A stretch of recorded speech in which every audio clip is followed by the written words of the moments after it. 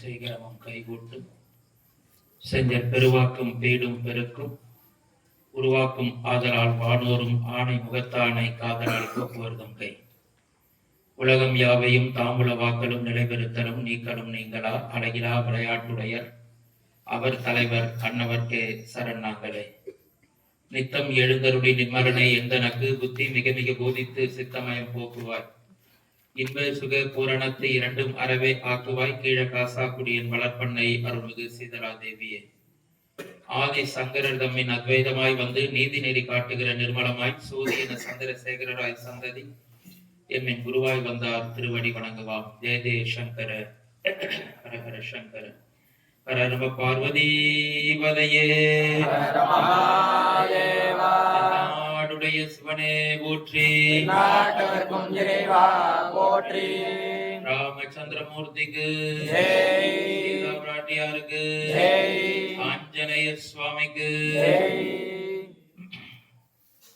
எல்லாம் வல்ல ஒன்றாய் உடனாய் வேறாய் இருந்து அருள் செய்யக்கூடிய சிவபெருமானுடைய அளப்பெரும் கருணையினாலே சுவாமி தயானந்தா கலை மற்றும் அறிவியல் கல்லூரியினுடைய 25ஆம் ஆண்டு வெள்ளி விழாவினை முன்னிட்டு போற்றுதலுக்குரிய உலக புகழ்பெற்ற உலகத்திலேயே ஒரே விநாயகர் நம்முடைய ஆதி விநாயகர் விநாயக பெருமானுக்கு 32 வகையான திருவுருவங்கள் இருந்தாலும் கூட ஒரே விநாயகராக ஆதி விநாயகராக நம்முடைய விநாயக பெருமான் இங்கே எழுந்தருள் இருக்கிறார். அவருக்கு முன்பாக கம்பராமாயணத்தினுடைய தொடர் சொற்பொழிவு 7 நாட்கள் அடியேன் நிறைவு செய்ய இருக்கிறேன். இன்றைய தினம் 6ஆம் நாள் சுந்தர காண்டம். அன்பு தாய்மார்களே, நேற்றைக்கு என்ன தம்பி சொன்னீங்க, சீக்கிரம் வந்துருவோம், நாம சீக்கிரம் முடிச்சிருவோம்னு சொன்னோம். இன்னைக்கு நானே கொஞ்சம் லேட்டு, 6:40 ஆயிடுச்சு. பாவம் அண்ணெல்லாம் வந்துட்டாங்க, சான்றோர்கள் பெரியவர்கள் எல்லாரும் வந்துட்டாங்க. இருந்தாலும் நாம நினைக்கிற மாதிரி ஆஞ்சநேயர் சுவாமி விடமாட்டார், அது ரொம்ப நன்னா தெரியும். அது மட்டும் இல்ல, ஒரு முக்கியமான விஷயம் அன்பு தாய்மார்களே, ஆஞ்சநேயர் சுவாமியினுடைய இந்த சுந்தரகாண்டம் கேட்கின்ற பொழுது வரும்போது எனக்கும் ஒரு தடை. என்னைக்கு இல்லாம இன்னைக்குதான் இருமல் வருது, என்னன்னு தெரியல. இவ்வளவு நாள் நல்லா ஓடிட்டு இருந்து இன்னைக்கு கொஞ்சம் நான் மருந்து சாப்பிட்டுட்டு கொஞ்சம் ரிலாக்ஸ் ஆகிற மாதிரி ஆச்சு, ஒரு 10 நிமிஷம். ஆகவே இன்றைக்கு இந்த சுந்தரகாண்டம் என்ற கதை பகுதியை சிந்திக்க இருக்கிறோம். அதற்கு முன்பாக என்னுடைய போற்றுதலுக்கும் வழிபாட்டுக்கும் உரிய ஸ்வர்ணவல்லி அம்பாள் சமேத முக்தீஸ்வர சுவாமி வேத சிவாகம வித்யாபீடத்தினுடைய குரு முதல்வர் சிவஸ்ரீ அண்ணா அவர்களுடைய பொன்னார் திருவடிகளை மனம் மெய் மொழிகளால் அபிவாதையை சொல்லி நமஸ்காரம் செய்து கொள்கின்றோம். எனக்கு முன்னால் அழகாக பேசிய அன்பிற்கினிய அன்பு தம்பி, வயதிலே வேண்டுமானால் அன்பு தம்பி என்று சொல்லலாம், ஆனந்தன் சுவாமி இப்பொழுது சீர்காழி பாடசாலையிலே வேத வாத்தியாராகவும் ஆகமம் எல்லாவற்றையும் சொல்லிக் கொடுக்கின்ற வாத்தியாராக இருக்கிறார். உண்மையாகவே எனக்கு மிகுந்த மகிழ்ச்சியாக இருக்கிறது. தாய்மார்களுக்கெல்லாம் தெரிஞ்சிருக்க வாய்ப்பில்லை. இதே பாடசாலையில இந்த தட்சிணாமூர்த்தி சுவாமிகள் முன்னாடி உட்கார்ந்து பெரிய புராணங்களால உட்கார்ந்து பேசுவோம். பிரதமை பௌர்ணமி எடுத்து பிரதம, அமாவாசை எடுத்து பிரதம. இன்னைக்கு ஆனந்தன் சுவாமி பிரகாரத்துல ஒரு செய்தி சொன்னார், எனக்கு மிகுந்த ஆச்சரியமாக இருந்தது. இந்த ஆனந்தன் சுவாமி இங்கே படிக்கின்ற பொழுது திருநாவுக்கரசர், அது நடந்து ஒரு 10 வருஷம் இருக்கும், 8, 9, 10 வருஷத்துக்கு மேல இருக்கும், தாய் தந்தையர் இருக்கின்ற பொழுது பேசினது. அப்பொழுது திருநாவுக்கரசரை பற்றி பேசிய பொழுது அவர் அடியின் ஒவ்வொரு பிரதமம் போது ஒரு சின்ன கிஃப்ட் கொடுப்பேன் குழந்தைகளுக்கு, அந்த கேட்கிற 30 வித்தியார்த்திகளுக்கு கேட்கணும், ஞாபகம் வச்சுக்கணும்ட்டு. அந்த திருநாவுக்கரசர் பொம்மை இவ்வளவு பெருசு, நல்ல மண்ணுல வாங்கின கும்பகோணத்துல பொம்மை, எனக்கே இப்பதான் ஞாபகம் வந்தது. கையில உழவார பணி வச்சுருப்பார், தோசை திருப்பின்னு சொல்லக்கூடாது, உழவார பணி பாக்குறதுக்கு தோசை திருப்பி மாதிரி இருக்கும், இருந்தாலும் அந்த உழவார பணி வச்சுருப்பார். அந்த உழவார பணியோடு திருநாவுக்கரசரை அவர் பரிசாக பெற்றார். அந்த திருநாவுக்கரசர் 4 வாரத்திலும் இவரே பரிசு பெற்றார் என்று சொன்னார். எனக்கு மிகுந்த மகிழ்ச்சியாக இருந்தது. சுவாமிக்கு ஒரு பாராட்டுகளை ஆனந்தன் சுவாமிஜி அவர்கள் வேத வாத்தியாராக இருப்பது மிகுந்த மகிழ்ச்சி. அன்பு பாடசாலையை சேர்ந்த வித்தியார்த்திகளை, தாய்மார்களை, ஒரு செய்தியை நீங்கள் மனதிலே கொள்ள வேண்டும். நம்முடைய இந்த பாடசாலையினுடைய குரு முதல்வர் வாத்தியார்னு பொதுவா சொல்லுவோம், சினிமால வாத்தியார்னா எம்ஜிஆர்னு அர்த்தம். அதனால நம்ம பாடசாலையில வாத்தியார் அண்ணா இருக்கிறார். அன்பு தாய்மார்களே, பெரியோர்களே, நம்ம வாத்தியார் அண்ணாவை சாதாரணமா நினைக்க வேண்டாம். நம்முடைய குரு முதல்வர் சிவஸ்ரீ வாத்தியார் அண்ணா அவர்கள் ஆனந்தன்ஜியை வேத வாத்தியாராக உருவாக்கி இருக்கிறார். அப்புறம் எனக்கு தெரிஞ்ச 2 பேரை சொல்றேன், மற்ற மாணவர்களும் வெவ்வேறு இடங்கள்ல இருக்கலாம், எனக்கு நினைவுல இல்லை. சிவராமன் என்ற ஒருவர் ஆகம ஆசிரியராக மற்றொரு பாடசாலையில இருக்கிறார். ஆகவே வாத்தியார்களை உருவாக்குகின்ற வாத்தியார் நம்மளுடைய குரு முதல்வர். ஏதோ வேதம் சொல்லி கொடுத்தோம், சிவாகமம் சொல்லி கொடுத்தோம், போய் ஒரு கோயில்ல பூஜை பண்ணுப்பா, கல்யாணம் பண்ணி வாழ்க்கை முடிஞ்சு போச்சு, அப்படி அர்த்தம் இல்லை. வாத்தியார்களை உருவாக்குகின்ற அந்த நிலையில இருந்து நம்முடைய அண்ணா அவர்கள் தொண்டாற்றி வருகிறார்கள். வேதத்திற்கும் சிவாகமத்திற்கும் மீண்டும் அண்ணா அவர்கள் இந்த வாய்ப்பை கொடுத்தாரு பாருங்க, ஆதிவிநாயகருக்கு எடுத்த மாதிரி. அதுக்கே நான் இன்னைக்கும் நன்றி கடன் பட்டிருக்கேன்னா ரொம்ப மகிழ்ச்சி எனக்கு. ஆனந்தன்ஜி பேசும்போது சொன்னார், வன்மீகம் அப்படின்னா புற்று அப்படின்னு சொன்னார். திருவாரூர் தியாகராஜ பெருமானுக்கே வன்மீகிநாதர் புற்றிடம் கொண்ட பெருமான் அப்படின்னு சுவாமிக்கு பெயர் இருக்கிறது. ஆகவே இந்த வன்மீகிநாதர் வால்மீகி அருளிய அதனை ஒற்றி தமிழிலே கம்ப ராமாயணம். தாய்மார்கள்லாம் முன்னாடி வந்துட்டாங்க. என்ன காரணம்னா, நேற்றுக்கு ஒரு சஸ்பென்ஸ் வேற வச்சோம் நம்ம கதையில, சொற்பொழிவுல. ராமச்சந்திரமூர்த்தி ஆஞ்சநேய சுவாமி அழுகாமையிலே அழைத்து வலது காதல ஒரு செய்தி சொன்னாரு. தம்பி நீங்க கதையை கூட பொறுமையா சொல்லுங்க, அந்த சஸ்பென்ஸ் என்ன சொன்னாரு இப்ப கேட்டுட்டீங்கன்னா நாங்க டக்குனு ஏஞ்சி போனாலும் அது வசதியா இருக்கும். கடைசி வரைக்கும் சொல்ல மாட்டேன், கடைசியில தான் சொல்லுவேன். இன்னைக்குன்னு பார்த்துதான் 7:40 தான் ஆரம்பிச்சிருக்கோம். என்னைக்கு நாம வேகமா சீக்கிரம் ஆரம்பிக்க நினைக்கிறோமோ அன்னைக்குதான் நானும் சரி அது பின்னால் கொஞ்சம் நகர்ந்து போயிடும். அது உலக இயல்பு, அது வேற ஒண்ணும் பண்ண முடியாது. தீமிதி திருவிழாவே கிராமத்துல நாம சிவாச்சாரியார் எல்லாம் 4 வார்த்தை சொன்னாலும் அம்பாள் அந்த சக்தி கிரகத்தோடு வந்து எந்த டயத்துக்கு அம்பாள் நினைக்கணும்னு நினைக்கிறாலும் அப்பதான் இந்த தீமிதி திருவிழா நடக்கும். நாம என்னதான் 1000 பிளான் போட்டிருந்தாலும் சரி. ஆகவே இந்த சுந்தரகாண்டம், அன்பு தாய்மார்களே, இந்த சுந்தரகாண்டம் கதை பகுதியை நன்றாக கூர்மையாக கேளுங்கள். திரும்பவும் சொல்லுகிறேன், நேற்றைக்கு சொன்ன செய்தி, மனதிலே ஏதாவது ஒரு சின்ன பிரார்த்தனையை வைத்துக் கொள்ளுங்கள். சின்னதா வச்சுங்க, பாவம் ஆஞ்சநேயரை தடுமாற விடாதீங்க இல்லையா. எனக்கு ஒரு ஹெலிகாப்டர் வேணும் அப்படின்னு கேட்டோம்னா அது நியாயம் இல்லை. ஆசைன்னு இருக்கு, பேராசை என்பது ஒன்று இருக்கு, அது தேவையில்லை. ஒரு ஏதோ குழந்தைக்கு வேலை கிடைக்கணும், ஒரு கல்யாணம், ஏதோ ஒரு திருமண ஏற்பாடு நடக்கணும், திருமண வைபவம் கூடி வரணும் அப்படின்னு எல்லாம் நம்ம பிரார்த்தனை பண்ணிக்கிறோம். அதனால குழந்தைகளுக்கு நல்ல வேலை வாய்ப்பு, இல்ல நல்ல புத்திர, சில பேர் கல்யாணம் ஆகியிருக்கும் பெண்ணுக்கு மாப்பிள்ளைக்கு, உங்களுக்கு புத்திர பாக்கியம், இப்படி எல்லாம் நார்மலான விஷயத்த நீங்கள் கேட்டு பயன்பெறுங்கள். திடீர்னு எனக்கு 100 கோடி ரூபாய் அக்கௌண்ட்ல விழணும், ஆஞ்சநேயரே சுந்தரகாண்ட கதை கேட்டிருக்கேன், தருவியா மாட்டியான்னு மிரட்டினீங்கன்னா பாவம் ஆஞ்சநேயர் சுவாமி 100 கோடி ரூபாய்க்கு எங்க போவார்? அது தேவையும் இல்லை. அதனால அன்பு தாய்மார்களே, நல்ல ஒரு நியாயமான நோய் நீங்க வேண்டும், எவ்வளவோ இருக்கிறது, பிரார்த்தனை செய்து கொள்ளுங்கள். கண்டிப்பாக அது ஆஞ்சநேயர் சுவாமி நிறைவேற்றி தருவார் என்று சொல்லி, அன்புக்கினிய தாய்மார்களே, நேற்றைய தினம் ஆஞ்சநேயர் சுவாமி மகேந்திர மலை என்ற அந்த மலையிலே உச்சாணி கொம்பிலே நின்று கொண்டிருந்தார். அந்த மகேந்திர மலையிலே 2 கைகளையும் அப்படி இடுப்பிலே வைத்துக் கொண்டு ஜெய் ஸ்ரீராம் என்று ஆகாயத்தை பார்ப்பறவை போல நின்று கொண்டார். தூரத்துல இலங்கை மாநகரம் அழகாக தக தக தக தக என்று தங்கத்தை போல மின்னியது என்று பார்க்கிறோம். ஆஞ்சநேய சுவாமியுடைய இந்த சுந்தர அப்படியே நிக்கட்டும், அவர் ஒரு 2 நிமிஷம் நிக்கட்டும். சுந்தரகாண்டம் என்பதற்கு என்ன சிறப்புங்கிறத ஒரு 5 நிமிஷம் பார்த்துட்டு நம்ம கிளம்புவோம். 7:30 ஆரம்பிச்சிருக்கோம் இல்லையா? அதனால 8:35 முடிக்கணும்னு நம்புறேன். ஆதிவிநாயக பெருமானே, நீனே உள்ளத்திலையும் உடல்லையும் தெம்ப கொடுத்து பேச வைக்கணும். நமக்கும் கல்லூரியில காலையில தேர்வு பண்ணி அப்புறம் 2 ஹவர் வகுப்பு, அதை முடிச்சுட்டு 1 மணி நேரம் வண்டி பயணம், கொஞ்சம் தொடர்ந்து வர்றது கொஞ்சம் உடல் சலிப்பா இருக்கு. இன்னைக்கு வரும்போது இன்னைக்குன்னு பார்த்துதான் என்னைக்கும் வண்டி நன்னா போகும். இன்னைக்கு சுந்தரகாண்டத்தன்னைக்கு வேகமா கிளம்புற வண்டி குருன்னு அது வேற அடைக்குது. அப்புறம் பகவானே இப்படி எல்லாம் சோதனை பண்ணா என்னால தாங்க முடியாதுடா சுவாமி, இது சின்ன சோதனையா கொடுன்னு சொல்லி அதுக்கப்புறம் வந்து ஸ்டார்ட் ஆயிடுது. ஆகவே சுந்தரகாண்டத்தின் போது இப்படி தடை வரும். அது மட்டும் இல்ல, தாய்மார்களுக்கு ஒரு செய்தி, நம்ம எந்த காரியம் போனாலும் ஆமா சார் எடுத்த உடனே தடை வருது சார் அப்படின்னு நினைக்கிறீங்கல்ல, அதை இந்த சுந்தரகாண்டம் கேட்டதுல இருந்து இனிமே நீங்க நினைச்சுக்க வேண்டாம். ஏன் தெரியுமா? அது ஒரு முக்கியமான விஷயம் இருக்கு. நாம சாதாரண மனிதர்கள், நாம ஒரு கோயிலுக்கு போறோம், ஒரு வேலைக்கு அப்ளிகேஷன் கொண்டு போய் கொடுக்கிறோம், ஒரு பொண்ணு பார்க்க போறோம், ஏதோ ஒரு காரியத்துக்காக போனால் அதற்கு தடை வருகிறதே என்று மனம் இனிமேல் நீங்கள் கவலை அடைய வேண்டாம். தடை வருவதை பெருமையாக எடுத்துக் கொள்ளுங்கள். ஏன் தெரியுமா?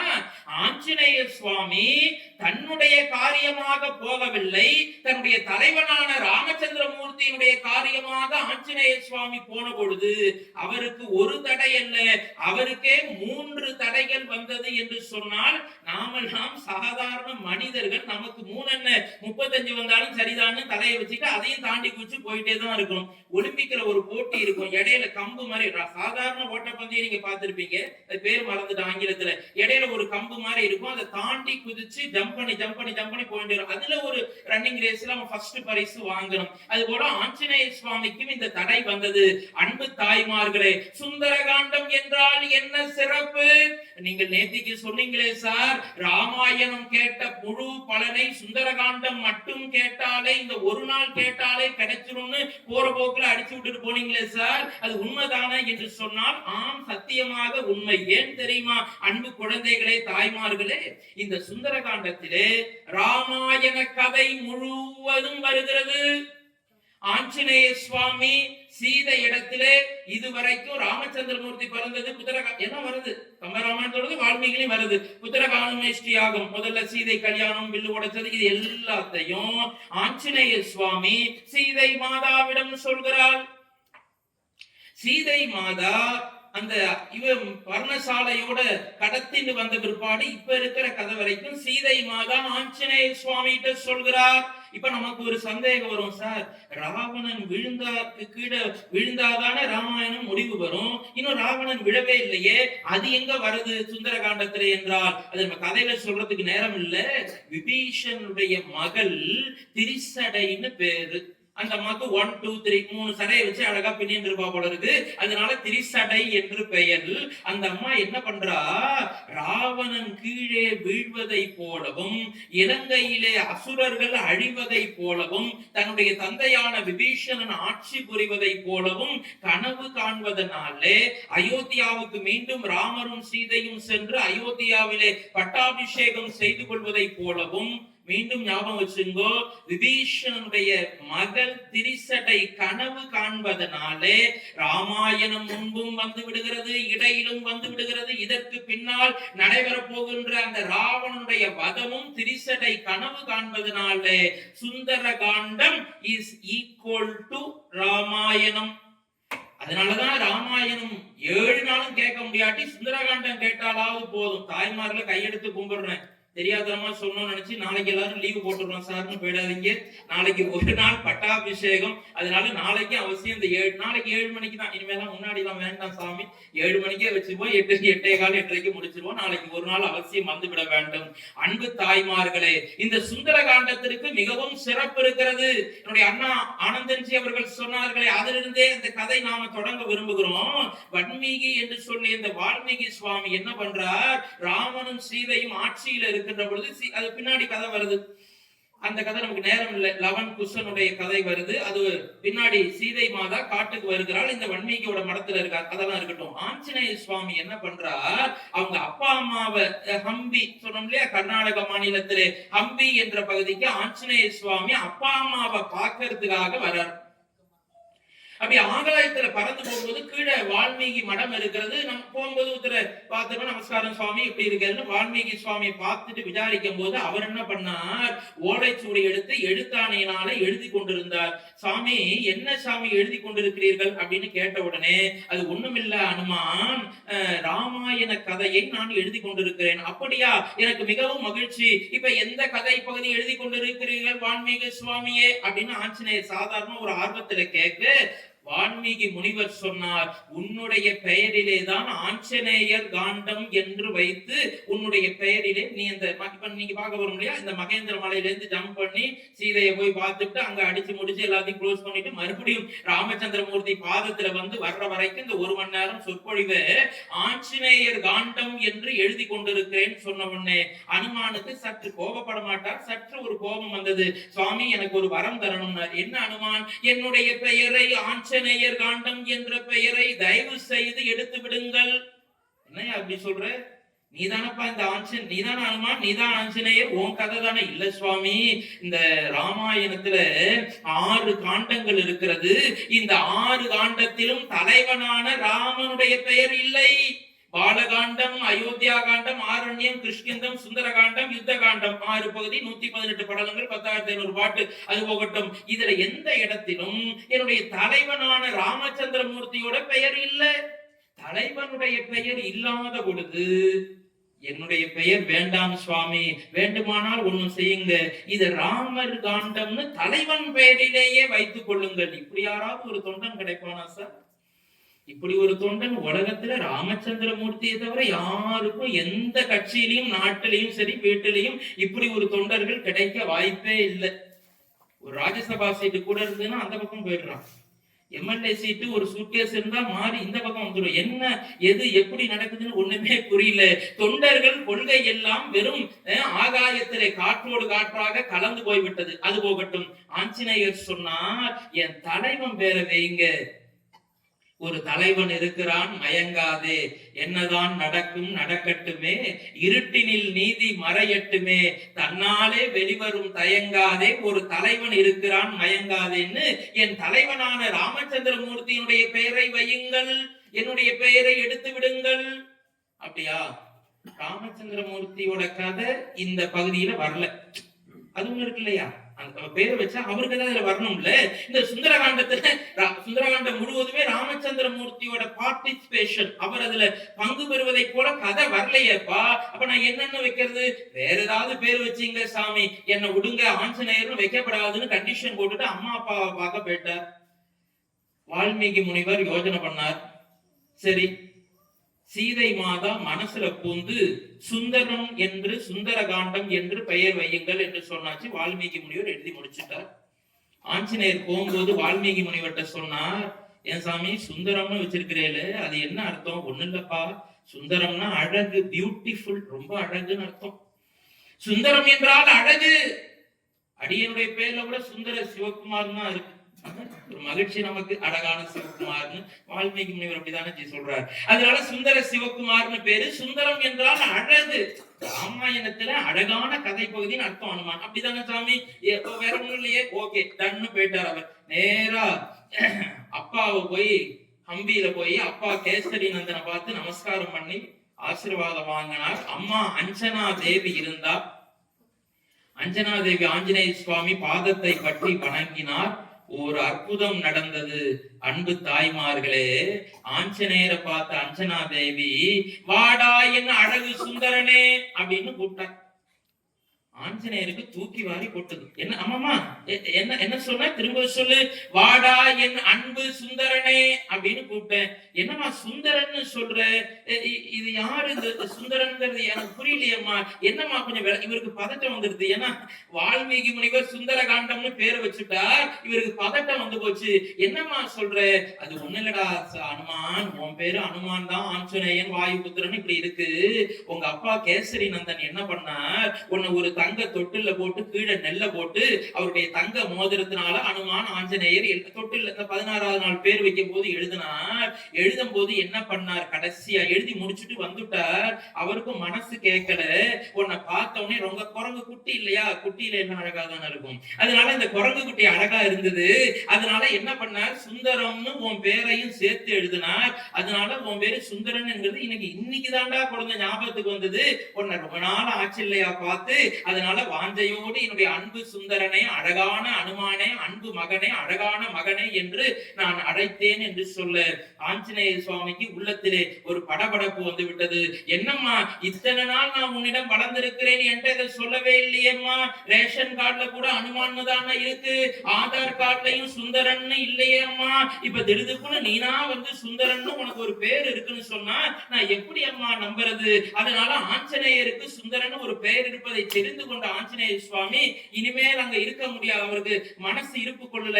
மறுபடியும் அயோத்தியாவை போகும்போது வால்மீகி முனிவரை பார்த்துட்டு போயிடும். அம்மா நான் விரைவா ஒரு காரியம் இருக்கு, போயிட்டு திரும்பி வர்றேன் அப்படின்னு மறுபடியும் வேகமா கிளம்பி வந்தார். வால்மீகி முனிவர் பாதத்துல விழுந்து, சுவாமி நீங்க பார்த்தீங்களா என்னுடைய பேரை வைக்க கூடாதுன்னு எனக்கு வரம் தரேன்னு சொல்லிட்டு மறைமுகமா சுந்தரன்னு என் பேரை வச்சிருக்கேன். வால்மீகி சொன்னார், அனுமா உங்க அப்பா பேர் எழுதினது ஆதார் கார்டுல இருக்கா இல்லையா இதெல்லாம் எனக்கு தெரியாதுப்பா. பர்த் சர்டிபிகேட், டிசியில பள்ளிக்கூடத்துல என்ன இருக்கு, சூரிய பகவான்கிட்ட போய் யாரு டிசி வாங்கிட்டு வர்றது, இதெல்லாம் எனக்கு தெரியாதுப்பா. நானா வைக்கலானுமா, என்னை ஏன்பா போட்டு படுத்துற? அப்ப யாரு வச்சது?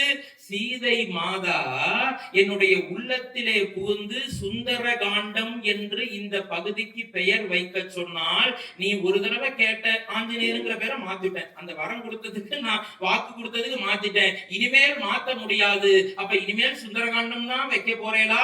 ஆமாம், இதை சீதை மாதா மாற்றினால் என்னை கோபித்துக் கொள்வாள். அதனால இந்த சுந்தரகாண்டம் என்பது வால்மீகி முனிவர் வைத்த பெயர் அல்ல, சீதை மாதாவே அனுமானுக்காக வால்மீகி மனசிலே புகுந்து வைத்த பெயராதலே இது உலக புகழ் பெற்றது சுந்தரகாண்டம். ஆஞ்சநேய சுவாமிக்கு. சுந்தரம் என்றால் நிறைய அர்த்தம் இருக்கு. சுந்தரம் என்றால் அழகு, சுந்தரம் என்றால் வீரம், சுந்தரம் என்றால் வாசனை, சுந்தரம் என்றால் நிர்வாக திறமை, சுந்தரம் என்றால் லட்சணம், முக பொலிவு, பிரைட்னஸ். முகத்துல ஒரு சுந்தரம்னா அப்படி பொலிவா இருக்கிறது. மறந்து விடாதீர்கள், சுந்தரம் என்றால் சிவபெருமான். திருவிளையாடல் புராணத்திலே பரஞ்சோதி முனிவர் வைகை ஆற்றினுடைய சிறப்பை சொல்லுகின்ற பொழுது, வைகை ஆற்றிலே அன்னப்பறவைகளும் தாமரப்பூலாம் நிறைய மலர்ந்திருக்கு. அப்படிப்பட்ட வைகை ஆற்றிலே அன்னம் வைகும் தாமரையோடு சுந்தரம் சரிதம் தன்னை என்று சொக்கநாதர், மதுரையில இருக்கிற சொக்கநாதர் இருக்கிறாரே சுந்தரேஸ்வர கடவுள், அவருடைய பெயரானதும் சுந்தரம் என்று வருவது நான் ஏற்கனவே தாய்மார்களை உங்களுக்கு சொல்லி இருக்கிறேன். மறந்து விடாதீர்கள், மறந்தும் இருந்து விடாதீர்கள். என்ன சார் திடீர்னு எலெக்ஷன் மாதிரி பேசுறீர்கள் அப்படின்னா உண்மைதான். மறந்து விடாதீர்கள், மறந்தும் இருந்து விடாதீர்கள். ஆஞ்சநேய சுவாமி சாட்சாத் சிவபெருமானுடைய ருத்ர அம்சமாகத்தான் இந்த பூலோகத்திலே வந்து அவதாரம் செய்தார். ஆகவே சுந்தரம் என்றால் அனுமான், சுந்தரம் என்றால் சிவபெருமான். இன்னும் ஒருபடி மேலே போய் சொல்லுகிறேன், சுந்தரம் என்றால் கடமை, சுந்தரம் என்றால் வீரம், சுந்தரம் என்றால் வெற்றி, சுந்தரம் என்றால் நம்முடைய சுந்தரமூர்த்தி சுவாமிகளையும் சுருக்கமாக சுந்தரம் என்று சொல்லுகிறோம். ஆக சுந்தர காண்டத்திற்குள்ளே இவ்வளவு கருத்துக்கள் கொட்டி கிடக்கிறது. முக்கூர் லட்சுமி நரசிம்மாச்சாரியார் சொல்லுகிறார், இது என்னவா, வைஷ்ணவ காப்பியத்துக்குள் ஒரு சைவ காப்பியம். யாராலையும் சொல்ல முடியாது சார், ஒரு காப்பியம் இருக்கு. அண்ணா அற்புதமா சொன்னார், சிவரகசியம், இதிகாசம், மகாபாரதம் எல்லாம் அது போல ஒரு காப்பியம் இருக்கிறது. அந்த காப்பியத்திற்குள் ஒரு காப்பியம். திருமச்சூர்னு அருகாமையில லலிதாம்பிகாவுடைய கோயில் இருக்கிறது. தாய்மார்களே, பெரியோர்களே, அந்த லலிதாம்பிகா கோயில்ல மூலஸ்தானத்துல மேகநாத சுவாமி, லலிதாம்பிகா இருப்பார். அந்த கோயிலுக்கு கஜபிரஷ்டம் பின்னாலே பார்த்தா யானை மாதிரி இருக்கும், யானை படுத்து இருக்கிற மாதிரி. அந்த கஜபிரஷ்ட ஆலயம் பக்கத்துல பாத்தீங்கன்னா ஒரு இளம் கோயில் இருக்கிறது. கோயிலுக்குள்ள இன்னொரு சிவபெருமான், அதுக்கு ஒரு பெரிய எல்லா செட்டமும் இருக்கும். பார்வதி தேவி, சண்டிகேஸ்வரர், பிள்ளையார், முருகன். அந்த கோயிலுக்குள்ள ஒரு இளம் கோயில், கோயிலுக்குள்ளே ஒரு இளங்கோயில் இருப்பது போல ஒரு காப்பியத்திற்கு உள்ளே ஒரு காப்பியம். அது என்ன காப்பியம்? ராமாயணம் என்பது வைணவ காப்பியம், திருமாலுடைய பெருமையை சொல்லுவது. அந்த வைணவ காப்பியத்திற்குள்ளே ஒரு சைவ காப்பியமாக இந்த சுந்தரகாண்டம் இருக்கிறது. என்ன சார் திடீர்னு சைவத்தை கொண்டு வந்து புகத்திலே ஆனந்தன்ஜி சொன்னதுனால நீங்களும் சைவம்னு அடிச்சு விடுறீங்களானா அப்படி அல்ல. ஆஞ்சநேயரே சிவபெருமானுடைய ருத்ர அம்சம் என்பதனாலே அவருடைய பராக்கிரமத்தை சொல்லுகின்ற இந்த அற்புதமான காப்பியத்தை சைவ காப்பியம் என்று அடியேன் சொல்லல, முக்கூர் லட்சுமி நரசிம்மாச்சாரியார் போன்ற பெரிய ஜாம்பவான்கள் சொல்லுகிறார்கள். ஆஞ்சநேயர் சுவாமிக்கு. மகேந்திர மலையிலே ஆஞ்சநேயர் சுவாமி நின்று கொண்டிருந்தார். தூரத்திலே பார்த்தார் இலங்கை மாநகரம். ஜெய் ஸ்ரீராம் என்று சொல்லி சூரிய பகவானிடத்திலிருந்து அட்டமா சித்திகளையும் பெற்ற ஆஞ்சநேயர் சுவாமி ஜெய் ஸ்ரீராம் என்று சொல்லி ஆகாயத்திலே மிக வேகமாக பறந்தார். அப்படி பறந்து கொண்டே இருந்தார். வேகமா போறார். வாயு பகவானுடைய ஆசீர்வாதம் பெற்றவர், வாயு புத்திரன். ஆகவே வேகத்துக்கு பஞ்சம் இல்லை. வாட்டு பறந்து போய்கொண்டே இருக்கிறார். அப்படி போய்கொண்டு இருக்கின்ற பொழுது குகன் சுவாமி ஒண்ணு சொல்ல சொன்னார், அதை மறந்துட்டேன், சொல்லிடுறேன்.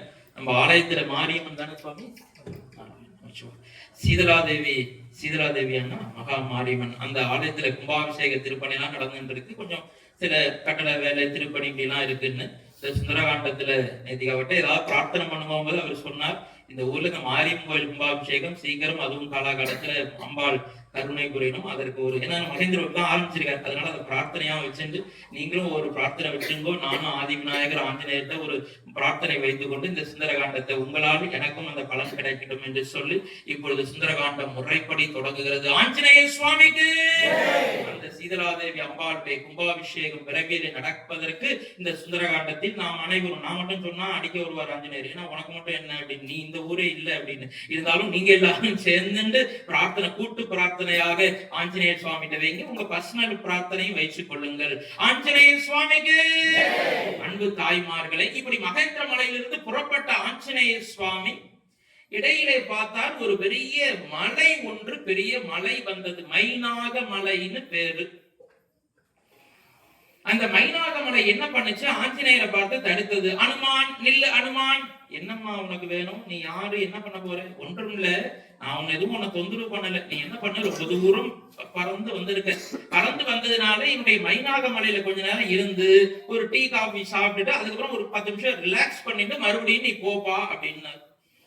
ஆஞ்சநேயர் சொன்னார், எனக்கு நேரம் இல்ல மைனாக மலையே, நான் ராமர் காரியமாக போகிறேன். இப்பயே உன்னால ஒரு 10 நிமிஷம் லேட் ஆயிடுது, இந்நேரம் நான் பறந்து போயிட்டு இருப்பேன், என்னுடைய வேகத்தை கண்ட்ரோல் பண்ணாது. நம்ம இங்க இருந்து மெட்ராஸ் பார்க்ல போகும்போது இடையில விக்கிரவாண்டின்னு ஒரு உருப்படாத இடத்துல ஒரு ஹோட்டல் ஒண்ணு இருக்கும். டீ காஃபி நன்னாவே இருக்காது, எல்லாரும் இறங்கி குடிப்பாங்க, 25 ரூபா. வேற வழி இல்லாம நாமளும் ஏதோ ஒரு இளநியோ கூல் ட்ரிங்க்ஸோ குடிச்சிட்டு கொஞ்சம் ரிலாக்ஸ் பண்ணிட்டு மறுபடியும் பயணத்தை தொடர்றோம், கார்லயோ பஸ்லயோ போனா. அது மாதிரி இந்த மைனாகமலை என்ன சொன்னது, ஆஞ்சநேயர் சுவாமி அது ஒன்னும் தொந்தரவு பண்ணல, வந்து கொஞ்ச நாள் ரெஸ்ட் எடுத்துட்டு போப்பான்னு. ஆஞ்சநேயர் சுவாமியை பொறுத்த வரைக்கும் அதுவே தடையா இருந்தது. வருந்தேன் இருந்தேன், நீ கொடுப்பதை நுகர்ந்தேன் என்று நினைத்துக் கொள்வாயாக என்று சொல்லி அந்த மைனாகமலைக்கு ஒரு 10 நிமிஷம் ஆயிடுத்தமா லேட் பண்ணிட்டே ராம காரியமாக மன்னிச்சுக்கோன்னு நம்ம வணக்கத்தை தெரிவிச்சுட்டு சுவாமி மறுபடியும் பறந்து போக ஆனார். கொஞ்ச தூரம் வேகமா பறந்து போன ஆனார். அந்த கடலிலே சுரசை என்ற ஒரு அரக்கி, பெரிய பெண் அரக்கி பெருசா அந்த கடலுக்குள்ளே தோன்றினாள். இது யார் என்று சொன்னால் தேவர்களுடைய சதி. சதின்னு சொல்லப்படாது, தேவர்கள் வச்சிருக்கிற ஏற்பாடு. என்ன ஏற்பாடு? தேவர்களுக்கு ஒரு சந்தேகம் வந்தது. என்ன சந்தேகம்? இந்த அனுமான ஆஞ்சநேயர் இலங்கையில போய் என்ன பண்ண, சாதாரண குரங்கு தானே நினைச்சுட்டு இருப்பா. ஆஞ்சநேயர் சுவாமி என்பது சிவபெருமானுடைய அம்சம்னு உணர்ந்தால் கூட ஒரு டெஸ்ட் வைக்கிறார். என்ன வைக்கிறார்? இந்த சுரசையை தாண்டி அவள் வெளியே போனால் ஆஞ்சநேயர் வெற்றி பெற்று விடுவார். உடனே சுரசை தடுத்தால், அனுமான் நான் உன்னை விடுங்க போகிறேன் அனுமான். அனுமான் சொன்னார், சுரசை அரக்கியே, ராமர் காரியமாக வேகமா போயிட்டு இருக்கேன், சீதையை பார்க்கணும், அங்க லங்கா தகனம் பண்ணணும், திருப்பி வரணும், நானும் காரைக்கால் போகணும், எப்ப நடக்க போறதுன்னு தெரியல, ராமர் காரியமா வேகமா போயிட்டு இருக்கேன், இந்த சுரசை இப்படி தடுக்கிறையே அப்படின்னு சொன்ன உடனே ஆஞ்சநேயர் சுவாமி சில நேரத்துல ரொம்ப வாக்குவாதம் பண்ணிருக்கூடாது, டக்குன்னு நவந்துடும். என்ன பண்ணா, இவர் ஜெய் ஸ்ரீராம் என்று சொல்லி உருவத்தை மேலும் பெரிய உருவமாக மாற்றினார். இது தேவர்கள் ஏற்பாடு, டெஸ்ட் தானே. அந்த அம்மா என்ன பண்ணுது, அரக்கியம்மா மறுபடியும் வாயை பெருசா, அவ்வளவு பெருசா பிறந்தது. என்னடா அதுன்னு பார்த்தார் ஆஞ்சநேயர், விடல, மறுபடியும் ஜெய் ஸ்ரீராம் சொல்லி ஒரு 3 தென்னை மரம் உயர அளவுக்கு ரொம்ப பிரம்மாண்டமா ஆஞ்சநேயர் சுவாமி உருவத்தை பெருசாக்கினார். அந்த அம்மா விட்ட பாடு இல்ல, அந்த 3 தென்னை மரத்தையும் விழுங்குகின்ற அளவுக்கு சுரசை அரக்கி வாயை பெரிதாக திறந்தாள். ஆஞ்சநேயர் சுவாமி நினைச்சாலாம், ஏ அப்பா, ஒரு பெண்ணுக்கு இவ்வளவு பெரிய வாயா, நாடு தாங்காதரா சுவாமி, இப்படி இருந்தா வாத்துக்காரர் என்ன பண்ணுவான், பேசியா உனக்கு போட்டு தள்ளிடுவாளே அப்படின்னு நினைச்சு ஒரு பெண்ணுக்கு இவ்வளவு பெரிய வாயா என்று ஆஞ்சநேயர் சுவாமி நினைச்சாராம். அந்த நேரத்துல ஒரு சக்குன்னு ஒரு ட்ரிக் பண்ணார். என்ன பண்ணாருன்னா, அந்த பெரிய உருவத்தில் இருக்கிற ஆஞ்சநேயர் சுவாமி உருவத்தை சின்ன உருவமாக ஒரு வண்டை போல எடுத்துக்கொண்டு ஜெய் ஸ்ரீராம் என்று சொல்லி அந்த சுரசை அரக்கியினுடைய வாய்க்குள்ளே வெளியிலே புகுந்து அந்த பக்கமாக ஜம்ப் பண்ணி போய்விட்டால் அந்த சுரசை ஏமாந்து போனால். தேவர்கள் எல்லாம் ஜெய் ஸ்ரீராம் ஜெய் ஸ்ரீராம் ஜெய் ஸ்ரீராம் என்று சொல்லி கற்பக மலர்களை தூவி அனுமானை வாழ்த்தினார்கள். அப்ப இவர் புரிஞ்சு போச்சு, ஏன்பா நீங்க வைக்கிற டெஸ்ட் வைக்கிற நேரமாது, நானே பறந்து போயின்னு இருக்கேன், வடிவேல் சொல்ற மாதிரி ஐயனாரே என் குலதெய்வமே, குறுக்க எதுவும் பாடுங்க வந்துடாம பாத்துக்கப்பா, பறந்து ஓடிட்டு இருக்கேன் அப்படின்னு ஓட்டமா ஓடுற மாதிரி ராமர் காரியமாக போயிட்டு இருக்கேன், நேரம் இல்ல அப்படின்னு தாண்டி போனார். கொஞ்சம் தூரம் சுரசையிலிருந்து கொஞ்சம் தூரம் தாண்டி போகும்போது அங்கே மற்றொரு அரக்கி இருந்தால். அவர் பெயர் என்ன என்று சொன்னால் அங்கார தாரை. ராவணனை பாருங்க, எவ்வளவு ப்ரொடெக்ஷன் போட்டு வச்சிருக்காங்க இலங்கை மாநகரத்துக்கு. அதுலயும் தாய்மார்களே உங்களுக்கு தான் பெருமை. ராவணன் போட்ட ப்ரொடெக்ஷன் பாதுகாப்பு எல்லாம் எந்த ஆண்களையும் நம்மள. அங்காரத்தாரைன்னு ஒரு பெண் அரக்கியதான் அங்க நாமினேஷன் பண்ணி நிப்பாட்டி வச்சிருக்கான். அந்த அம்மாவை மீறி ஒத்துரும் இலங்கையோட எல்லைக்கே வர முடியாது. உங்களுக்கு எல்லாம் ஒரு தகவல் சொல்லுகிறேன். தினமலர் பேப்பர்ல வந்த செய்தி, உடைய போற்றுதலுக்குரிய பாரத பிரதமர் அவருக்கு நீங்க சுத்திரம் நடந்து வருவாங்க. ஒரு 4 பேர், இந்த பக்கம் 6 பேர் வருவாங்க. கையில ஒரு சூட்கேஸ் மாதிரி ஒரு பொட்டி வேற வச்சுன்னு வருவாங்க. நான் கூட நினைச்சேன் அதுல ஏதாவது மோடி துண்டு கிண்டு அதை வச்சு ட்ரெஸ் வச்சிருப்பாரு போல இருக்குன்னு. அதுக்கு இல்ல, அது ஒரு பெரிய வலை மாதிரியா ஒரு பட்டன் இருக்கும். அந்த பட்டன் அமுத்தினா டபார்னு இந்த ரூம் மாதிரி அப்படியே ஃபுல்லா ஃபார்ம் ஆயிடும். வெளியில இந்த ராணுவ வீரர் நிப்பான், உள்ள பிரைம் மினிஸ்டர் நிப்பார். நீங்க என்னதான் AK-47 வச்சு அடிச்சாலும் அந்த கொசுவலை மாதிரி, புரியுறதுக்காக சொல்றேன், அந்த கொசுவலைக்குள்ள உள்ள எந்த தோட்டமும் வராது. அந்த மாதிரி 2 பேர் வந்துருப்பான். இதெல்லாம் யாரு தலைமை தாங்குறான்னா, அந்த அம்மா பேரு மறந்துட்டேன், அசாமை சார்ந்த ஒரு பழங்குடி இனத்துல மாட்டுக்கொட்டால வேலை செஞ்சுட்டு இருக்கா அம்மா. மாட்டுக்கொட்டால பால் கறந்து அந்த வேலை செய்யற அந்த அம்மாவோட பெண்ணு IPS படிச்சு அந்த அம்மா கையில தான் இன்னைக்கு பாரத பிரதமருடைய, ஒரு பெண்ணினுடைய கையிலே தான் பாரத பிரதமருடைய பாதுகாப்பே அடங்கி இருக்கிறது. தாய்மார்கள் எவ்வளவு பெருமை உங்களுக்கு. அன்னைக்கு நம்ம பேர் மறந்துட்டேன். அந்த அம்மா பழங்குடி இனத்தை சார்ந்த பெண். அவங்க அம்மா இன்னும் மாட்டுக்கோட்டால இருக்காங்க. அந்த அம்மா IPS போலீஸ் ஆபீசர். அந்த அம்மாவை கேட்டுதான் ஒரு எறும்பு கூட பிரைம் மினிஸ்டர் கிட்ட நெருங்க முடியும். அதுபோல இந்த ராவணன் என்ன பண்ணிருக்கான், இந்த அங்காரத்தாரை என்ற அற்புதமான இந்த அரக்கியை பாதுகாப்புக்கு நியமிச்சிருக்கான். அங்காரத்தாரை தடுத்தால், இது தேவர்கள் சூழ்ச்சியில ராவனுடைய பாதுகாப்பு உபகரணத்துல இது உண்டு. அங்காரத்தாரை தடுத்தால், அனுமான் உன்னிடம் பேசுவதற்கு நேரம் இல்லை, வா உள்ள வா, நான் அப்படியே உன்னை டிஃபன் சாப்பிடுற மாதிரி விழுங்க போறேன்னு சொன்னார். சுவாமி பார்த்தார், அங்காரத்தாரையே நீ அரக்கியாக இருக்கிறாய், ஒரு பெண்ணை தாக்கப்படாது, வேற வழி இல்லை எனக்கு. இப்ப எனக்கு கதாயுதத்தை எடுத்து உன்னை அடிச்சு உன் கூட சண்டை போறதுக்கு எனக்கு நேரம் இல்லை, நான் இலங்கைக்கு போகிறேன், முடியாத ஹனுமான் என்று பேசிக்கொண்டே இருக்கின்ற பொழுது அவை அனுமானுக்கு நேரம் கொடுக்கல. ஏன்னா அவளுக்கு இலங்கையுடைய பாதுகாப்பு தான் முக்கியம், நீ யாரு என்னங்கிறத பத்தி கவலை இல்லை. அப்படியே எடுத்து உள்ளே விழுங்குவதற்காக போனார். ஆஞ்சநேய சுவாமி அங்காரத்தாரையுடைய வயிற்றுக்குள்ளே போய்விட்டார். வயிற்றுக்குள்ள போன அந்த ஆஞ்சநேய சுவாமி என்ன பண்ணாராம், ஜெய் ஸ்ரீராம் என்று சொல்லி, ஏன்னா இந்த அம்மா ஆயுதம் வச்சுதானே தாக்கப்படாது, அதுதான் நம்ம சாஸ்திரம், பெண்ணை தாக்கப்படாது. இது ராமச்சந்திரமூர்த்தியுடைய கோட்பாடு, சாஸ்திரம். ஆயுதத்தினால் பெண்ணை தாக்க வேண்டாம் நினைச்சிட்டு உள்ளுக்குள்ள போய் வயிறை பெரிதாக, உருவத்தை பெரிதாக மாற்றிக்கொண்டு அந்த பெரிய வயிற்றை கிழித்து வெளியே கொண்டு ஆஞ்சநேய சுவாமி வெளியிலே வந்தார். எல்லோரும் மகிழ்ச்சி அடைந்தார்கள். அங்காரத்தாரையினுடைய வயிற்றிலே கிழித்து கொண்டு சக்கச்சவேல் ரத்தம் இருக்கு இல்லையா, அதை கிடித்து கொண்டு வெளியிலே வந்த உடனே ஆஞ்சநேய சுவாமி செந்தூர ஆஞ்சநேயரை போல காட்சி அளித்தாராம். அந்த அங்காரத்தாரைய ஆயுதம் பிரயோகப்படுத்தப்படாது, ஆனா இவளை அடிச்சு வீழ்த்தினாதான் நம்ம அந்த டே உருவா போல இருக்கு. அப்ப என்னதான் பண்றது, இவளை கட்டியும் போட்டு வைக்க முடியாது. அதனால வயிற்றுக்குள்ள விழுங்கி உள்ளே வருகின்ற பொழுது செந்தூர ஆஞ்சநேயரை போல சக்கச்சவேல் என்று வந்தார். அது எப்படி இருந்தது என்று சொன்னால் கம்பன் மிக அற்புதமாக சொல்லுகிறான். அனுமான் அப்படி வெளியிலே வரும்போது இந்த குடல்கள் எல்லாம் அந்த அரக்கியோட வயிற்றில் இருக்கிற பெருங்குடல் சிறுங்குடல் எல்லாம் கிழித்து கொண்டு வெளியே வருகின்ற பொழுது திருமால் நரசிம்ம அவதாரம் எடுத்து இரண்ய கசிபவை எப்படி மாய்த்தாரோ அதுபோல ஆஞ்சநேய சுவாமி வெளியே வந்தார் என்று சொல்லி இரண்ய கசிபுடைய அந்த வரலாற்று வேற அங்க பதிவு பண்றார் கம்பர். இரண்யகசிபுவுக்கு அற்புதமான ஒரு மகன் இருந்தான், பிரகலாதன். இரண்யாட்சகன் அவன் தம்பி, அவன் ஏற்கனவே இறந்துட்டான். இந்த இரண்யகசிபுவுக்கு பிரகலாதன் என்ற ஒரு மகன். அவன் என்ன சொன்னார் பிரகலாதன், உலகத்தில் இருக்கிற எல்லாருக்கும் ஒரே நாமம் தான், ஓம் இரண்யகசிபுவே நமக. இதுதான் எல்லாரும் சொல்லணும்னா அவன் ஆணை போட்டு ஆர்டர் போட்டு வச்சான். யாராவது தப்பா நாராயணன் சொன்னா புடிச்சு ஜெயில போட்டுருவான். பேச்சுவார்த்தையே கிடையாது, தண்டனை தான். ஆனா அவனுக்கு பாருங்க, சுவாமி பிரகலாதன் என்ற ஒரு அற்புதமான புண்ணிய ஆத்மா, பக்திக்கே வடிவமானவர். இன்னும் சொல்ல போனால் நேரம் இல்லை, நவ பக்திக்கு எடுத்துக்காட்டாக அந்த நவபக்தியை பத்தி உலகத்திற்கு சொன்னவரே இந்த பிரகலாத சுவாமி தான். ஸ்ரீமத் பாகவதத்துல அந்த வரலாறு அற்புதமாக சொல்லப்படுகிறது. அண்ணா சொல்லும் போது பாகவதம் எல்லாத்தையும் சேர்த்து சொன்னார், மகிழ்ச்சியா இருந்தது. அப்படி இந்த பிரகலாத சுவாமி என்ன செய்யறார், அவர் அவங்க அம்மா கருவேல இருக்கும் போது தாய்மார்கள் தயவு செய்து பொண்ணுக்கு மாட்டு பொண்ணுக்கெல்லாம் சொல்லுங்க, போய் குழந்தை வயிற்றுல இருக்கும் போது கண்ணாப்புனான்னு சீரியல் பார்க்கப்படாது. முதல் விஷயம், அடிக்கிற வெட்டு குத்து சண்டை படம் டாம் டூம்னு அடிச்சு துப்பாக்கியால சொல்றது இந்த மாதிரி படங்கள் பார்க்க வேண்டாம். நல்ல சிந்தனை இருக்கிற பக்தி பாடலாம் கேட்க மாட்டான் என் பொண்ணு, பரவாயில்ல வீணை கச்சேரி குன்னக்குடி வைத்தியநாதனுடைய வயலின் கச்சேரியை கேட்க சொல்லுங்க. அந்த வயிற்றிலே குழந்தை இருக்கின்ற பொழுது அம்மா எதை கேட்கிறாரோ அதுதான் இந்த குழந்தையினுடைய கர்ப்பத்திலே வாசம் செய்கின்ற அந்த குழந்தைக்கு பதியும். இது எதிலிருந்து வருதுன்னா, இது இன்னைக்கும் அறிவியல் அப்படிதான் சொல்றார். ஆனா பிரகலாத சுவாமியோட அந்த வரலாற்றுல வருது. நாரத முனிவர் வந்து ஓமமோ நாராயணான் மந்திரம் ஓதி விட்டு போச்சு. யாருக்கு? இரண்யகசிபுக்கு. பெரிய அப்பா அவன் புள்ளேட்டையே கொண்டு போய் வச்சார். பிரகலாத சுவாமி வெளியிலே வந்தார். நல்ல ஞானம் வேதம் எல்லாம் சொன்னார். அப்பா சொன்னார், மகனே உன்னை பார்ப்பதற்கு அழகாக இருக்கிறாயடா, எங்கே அப்பாவை சொல்லு, ஓம் இரண்யகசிபுவே நமகன்னு சொல்லு.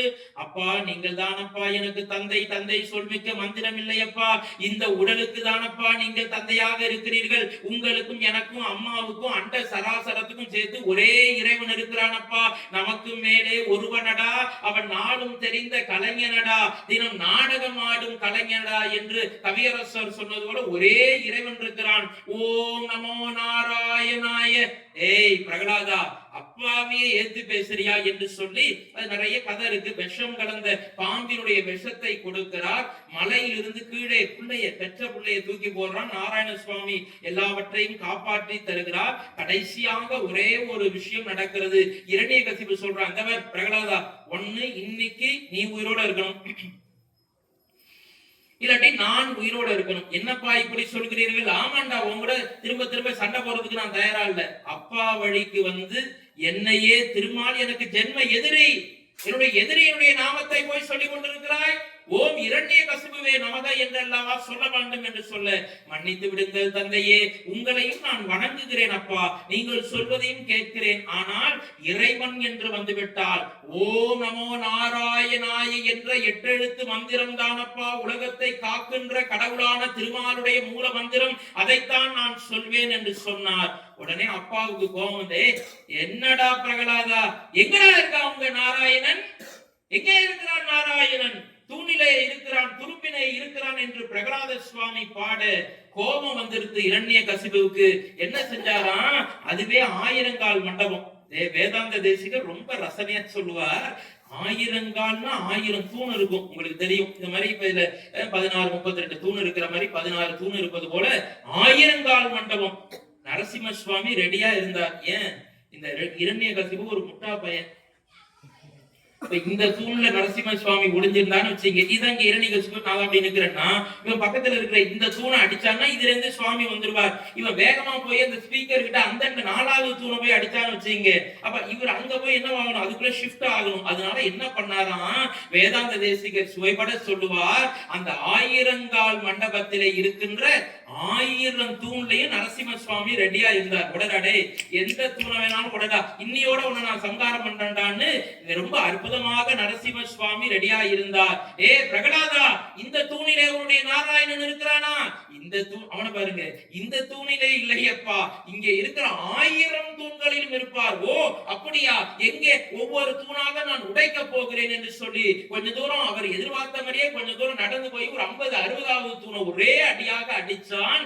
நாராயண சுவாமி நரசிம்ம வடிவமாக உடலுக்கு கீழே மேலே சிம்மத்தோடு, கீழே மனித சுபாவத்தோடு, கைகளிலே கூர்மையான நகங்கள் உட்பட, வீட்டுக்கு உள்ளேயும் இல்லாமல் வீட்டுக்கு வெளியேயும் இல்லாமல் வாசப்படியிலே அந்த இரண்யகசிபுவை ஆகாயத்திலும் இல்லாமல் பூமியும் இல்லாமல் எந்த விதமான ஆயுதங்களிலும் இல்லாமல் பகலிலும் இல்லாமல் இரவிலும் அவன் எப்படி வரம் கேட்டிருக்கான்? எனக்கு மரணம் வரக்கூடாது, பகல்லையும் வரக்கூடாது, இரவுலையும் வரக்கூடாது, வீட்டுக்கு உள்ளேயும் வரக்கூடாது, வீட்டுக்கு வெளியிலையும் வரக்கூடாது, காலையிலையும் வரக்கூடாது, மத்தியானம் இரவு நேரத்திலையும் வரக்கூடாது, ஆகாயத்திலையும் வரக்கூடாது, பூமியிலும் வரக்கூடாது, எந்த விதமான ஆயுதங்களினாலும் எனக்கு மரணம் வரக்கூடாது என்று இத்தனை லிஸ்ட் போட்டான். நரசிம்ம சுவாமி இந்த லிஸ்டுக்குள்ளெல்லாம் பூந்து அதுல அவர் ஒரு பிராயச்சித்தம் வச்சிருக்கார். பகல்லையும் கொள்ளல, இரவுலையும் கொள்ளல, ஆகாயத்திலையும் கொள்ளல, பூமியிலும் கொள்ளல. நில வாசப்படி, அரண்மனையோட வாசப்படி ஒரு 5 அடி இருந்தது. அது ஆகாயமும் கிடையாது, பூமியும் கிடையாது, மேல 5 அடி வசரமா இருக்கு. எந்த ஆயுதத்தினாலும் நரசிம்ம சுவாமி கொள்ளல. நெகங்கிறது it is not a weapon, அது ஒரு டெட் செல்ஸ். அந்த நெகத்தை வச்சு சந்தியாகால வேலை, சாயந்தர வேலை, பகலும் இரவும் சந்திக்கின்ற அந்த வேலையில வயிற்றை கிழிச்சு அவனை சம்ஹாரம் பண்ணார். பிரகலாதனை முத்தம் கொடுத்தார். பிரகலாதா, உனக்கு ஏதாவது வரம் வேணும்னு நானே தரணும்னு ஆசைப்படுறேன்டான். இப்படி இருந்தா நாமளா இருந்தா என்ன பண்ணிருப்போம்? பெருமாளை டக்குன்னு ஆஃப் ஆகி நீ பாட்டு போயிடாதப்பா, ஒரு ½ வெயிட் பண்ணு, எப்பா இங்க வான்னு ஒரு லிஸ்ட்டை போட்டு கடகடன்னு A4 ஷீட்டை ஒரு 10 பேப்பரை வாங்கி கிடுகிடுன்னு எல்லாத்தையும் எழுதி ஃபில்லப் பண்ணிருப்போம். 234லயும் நான் தான் ஜெயிக்கணும், நான் தான் முதல்ல என்னமோ சொல்லியிருப்போம், எல்லாத்தையும் சேர்த்து அடிச்சிருப்போம். அதனால ஒரு பெரிய A4 ஷீட் வாங்கி நாராயண சுவாமிகிட்ட எல்லா வரத்தையும் நாம கேட்டிருப்போம்.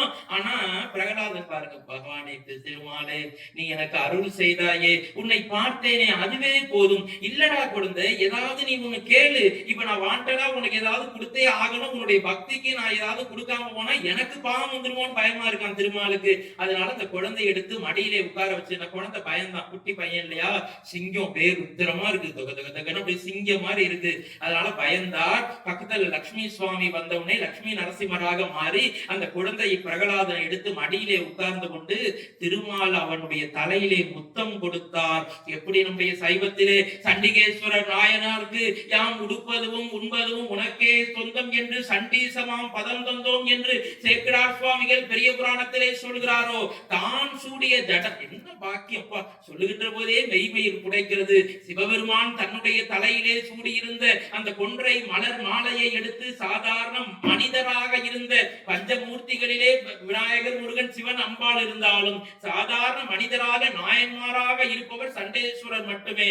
அவருடைய தலையிலே சூட்டி எப்படி சைவத்திலே அருள் செய்தாரோ அதுபோல பிரகலாத சுவாமிக்கும் அருள் செய்தார். அப்படி உக்கிரமாக நரசிம்ம சுவாமி வெளியே வந்தாராம். அதுவும் இந்த சுந்தரகாண்டத்திலே தான் இடம்பெறுகிறது. நம்மால் சொல்லாமல் விட்டு செல்ல முடியாது. ஆஞ்சநேயர் சுவாமிக்கு அங்காரத்தாரையை கடந்து, இன்னும் இலங்கைக்கே போடியா சார் நினைக்காதீங்க, போயிடுவார், கவலைப்படாதீங்க, கொஞ்சம் ட்ரெயின் லேட்டு. அங்காரத்தாரையை கடந்து இலங்கையிலே சென்று ஆஞ்சநேய சுவாமி உருவத்தை கொஞ்சம் சின்னதா மாத்தினார். பெரிய உருவம்னா பயப்பட போறான்னு சாயந்தரம் 5:30 மணி 6 மணி இருக்கும். ஆஞ்சநேய சுவாமி சென்று தன்னுடைய இடது கால கீழே வச்சு அப்புறம் வலது கால வச்சு இறங்கினார். ஒரு பெரிய கத்தி எடுத்து இந்த கழுத்துல, ஆஞ்சநேய சுவாமி கழுத்துல ஒரு அம்மா வச்சா. என்ன சார் அது, இப்பதானே வந்து இறங்கி அப்பாடான்னு நிமிந்து பாக்குறதுக்குள்ள ஒரு கத்தியை கொண்டு வந்து யாரோ குரங்கே, அவளுக்கு பேர்லாம் தெரியாது, குரங்கே நில், நகர்ந்தால் கழுத்தை அறுத்துருவேன்னா பயம். ஆஞ்சநேய சுவாமி எதுக்கும் பயப்படாதவர், இருந்தாலும் அப்படியே அட்டென்ஷன்ல கையை தூக்கிட்டு நீ யாருமான்னு கேட்டா, நான் தான் லங்காதேவி. அதுவும் ஒரு பெண்ணுதான். ராவணன் அந்த இலங்கைக்கு உள்ள ஒரு பாதுகாப்பு வளையம் போட்டிருக்கான், அதையும் பெண்ணை நம்பிதான் விட்டுருக்கான் இல்லையா. அந்த லங்காதேவி என்ன பண்ணா, கழுத்துல கத்தி வச்சு உன்னை நான் வெட்ட போகிறேன், என்னோடு போர் செய்வாய் என்று சொன்னார். ஆஞ்சநேயர் சொன்னார், அம்மா என்னம்மா அது, இலங்கை மாநகரத்துல தொட்ட இடமெல்லாம் கால் வைக்கின்ற இடம்லாம் கண்ணிவெடியா இருக்கேன்னு பயந்து ஆஞ்சநேய சுவாமி சற்று மனம் பயத்து, இல்லம்மா நான் பொண்ணோட பெண்களோட போர் செய்வதில்லம்மா என்று பேசிக் கொண்டிருக்கின்ற பொழுதே அவள் தாக்க ஆரம்பித்தால், ஆஞ்சநேயர் சுவாமி வேறு வழி இல்லாமல், இவர் எதிர் தாக்குதல் பண்ணல, ஆனா அடிக்கிறத தடுத்துட்டார். அது பண்ணலாம்ல, நாம ஆயுதத்தை வச்சு தாக்க வேண்டாம், அந்த அம்மா அடிச்சாக்க கோவேஸ்வரலா வடிவேல் அடிக்கும் போது தடுக்கிறான் இல்லையா, அது மாதிரி அந்த அம்மா அடிச்சா இவர் ஆஞ்சநேயர் கதாயத்தை வச்சு தடுத்தார். அப்படி தடுத்தும் போதே அந்த அம்மா தோத்து போய் கீழே விழுந்துட்டா. இது பெரிய கதை இருக்கு, இதுக்கு ஒரு பிளாஷ்பேக் கதை இருக்கு. அந்த அம்மா யாருன்னா தேவலோகத்துல இருக்கிற ஒரு கந்தர்வ பெண்ணு. அதுக்கு ஒரு இந்திரன் நட்டுவாங்க டான்ஸ் ஆன கதைலாம் இருக்கு, அதை விட்டுருங்கோ. அந்த அம்மா என்ன பண்ணான்னா, குரங்கே நீங்கள் அனுமானா என்று கேட்டார். ஆம், எப்படிமா என் பேர் உனக்கு தெரியும்? ஒண்ணுல நான் சாபம் பெற்று இந்த லங்காபுரியை காவல் காக்கணும்.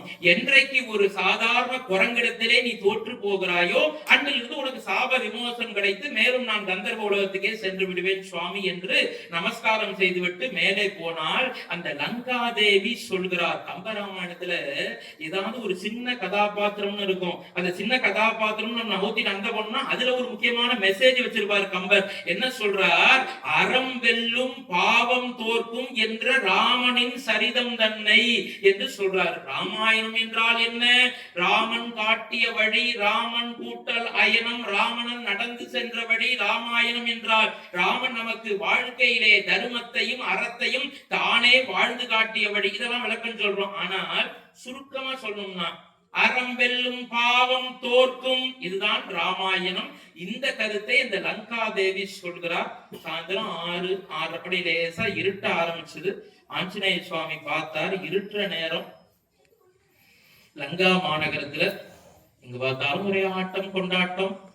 நம்ம காரைக்கால் எல்லையில மேல வாஞ்சூரோ இல்ல இங்க அம்பாவத்தூர் போகும்போது ஜிலு ஜிலு ஜிலுன்னு ஒரே லைட்டிங் சீரியல் செட்டு கல்யாண மண்டபம் மாதிரி இருக்கும். ஒரே டாஸ்மாக் கடையா இருக்கும்.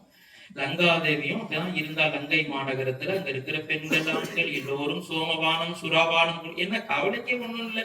ஏன் அக்னி தேவன் வந்து சமையல் பண்ணி போட்டுடுறான் தினமும் எல்லாராத்துக்கும்.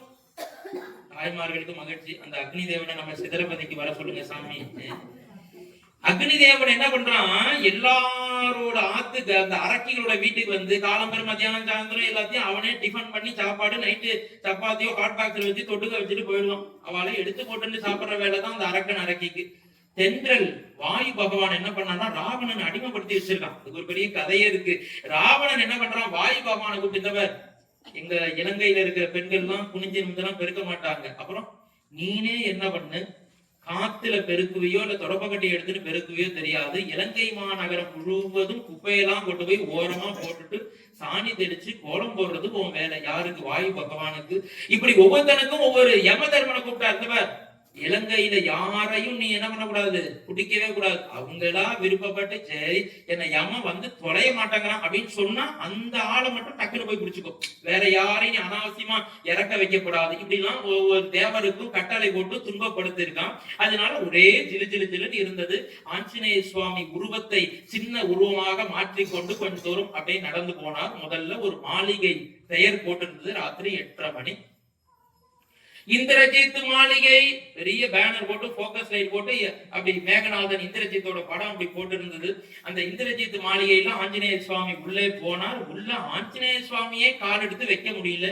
ஒரே டாஸ்மாக் பாட்டில் உடைச்சு போட்டு வச்சிருந்தான். சோமபானம் சுராபானம் சாப்பிட்டு ஒரு பக்கம் முனியாண்டி விலாஸ் மாதிரி அசைவ உணவு தக தக தகன்னு அது பாட்டு நன்னா ரோஸ்ட் போட்டு ஒரு பக்கம் வெந்துன்னு இருக்கு. மேகநாதன் அவன் யாருன்னா ராவனுடைய மூத்த மகன் மேகநாதன். இந்திரனையே வெற்றி கொண்டதுனால இந்திரஜித் என்ற பட்டம் பெற்றவன் மேகநாதன். மகிழ்ச்சியா அவன் பாட்டு டான்ஸ் ஆடுறான். 5 ஸ்டார் ஹோட்டல் சென்னையில இருக்கிற மாதிரி ஜம்முன்னு அவனுடைய மாளிகை இருக்கு. இந்த இடத்துல சீதை மாதா இருக்க மாட்டான்னு சுவாமி கொஞ்சம் தூரம் நான் வந்து அந்தண்ட போனார். அந்தண்ட போனோடனே பார்த்தா ராவணன் மாளிகை என்று இடம் நிறைய கதை இருக்கு, கொஞ்சம் வேகமா பார்க்கணும். ராவணன் மாளிகை என்று பெயர் இருந்தது.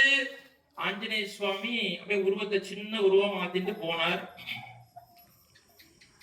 ராவணன் பெரிய கட்டில் 10 தலையோட அப்படியே 20 கைகளோட படுத்துட்டு ஜம்முன்னு அப்படியே தூங்கிட்டு இருக்கான். ஒரு 9:30-10 மணி இருக்கும்.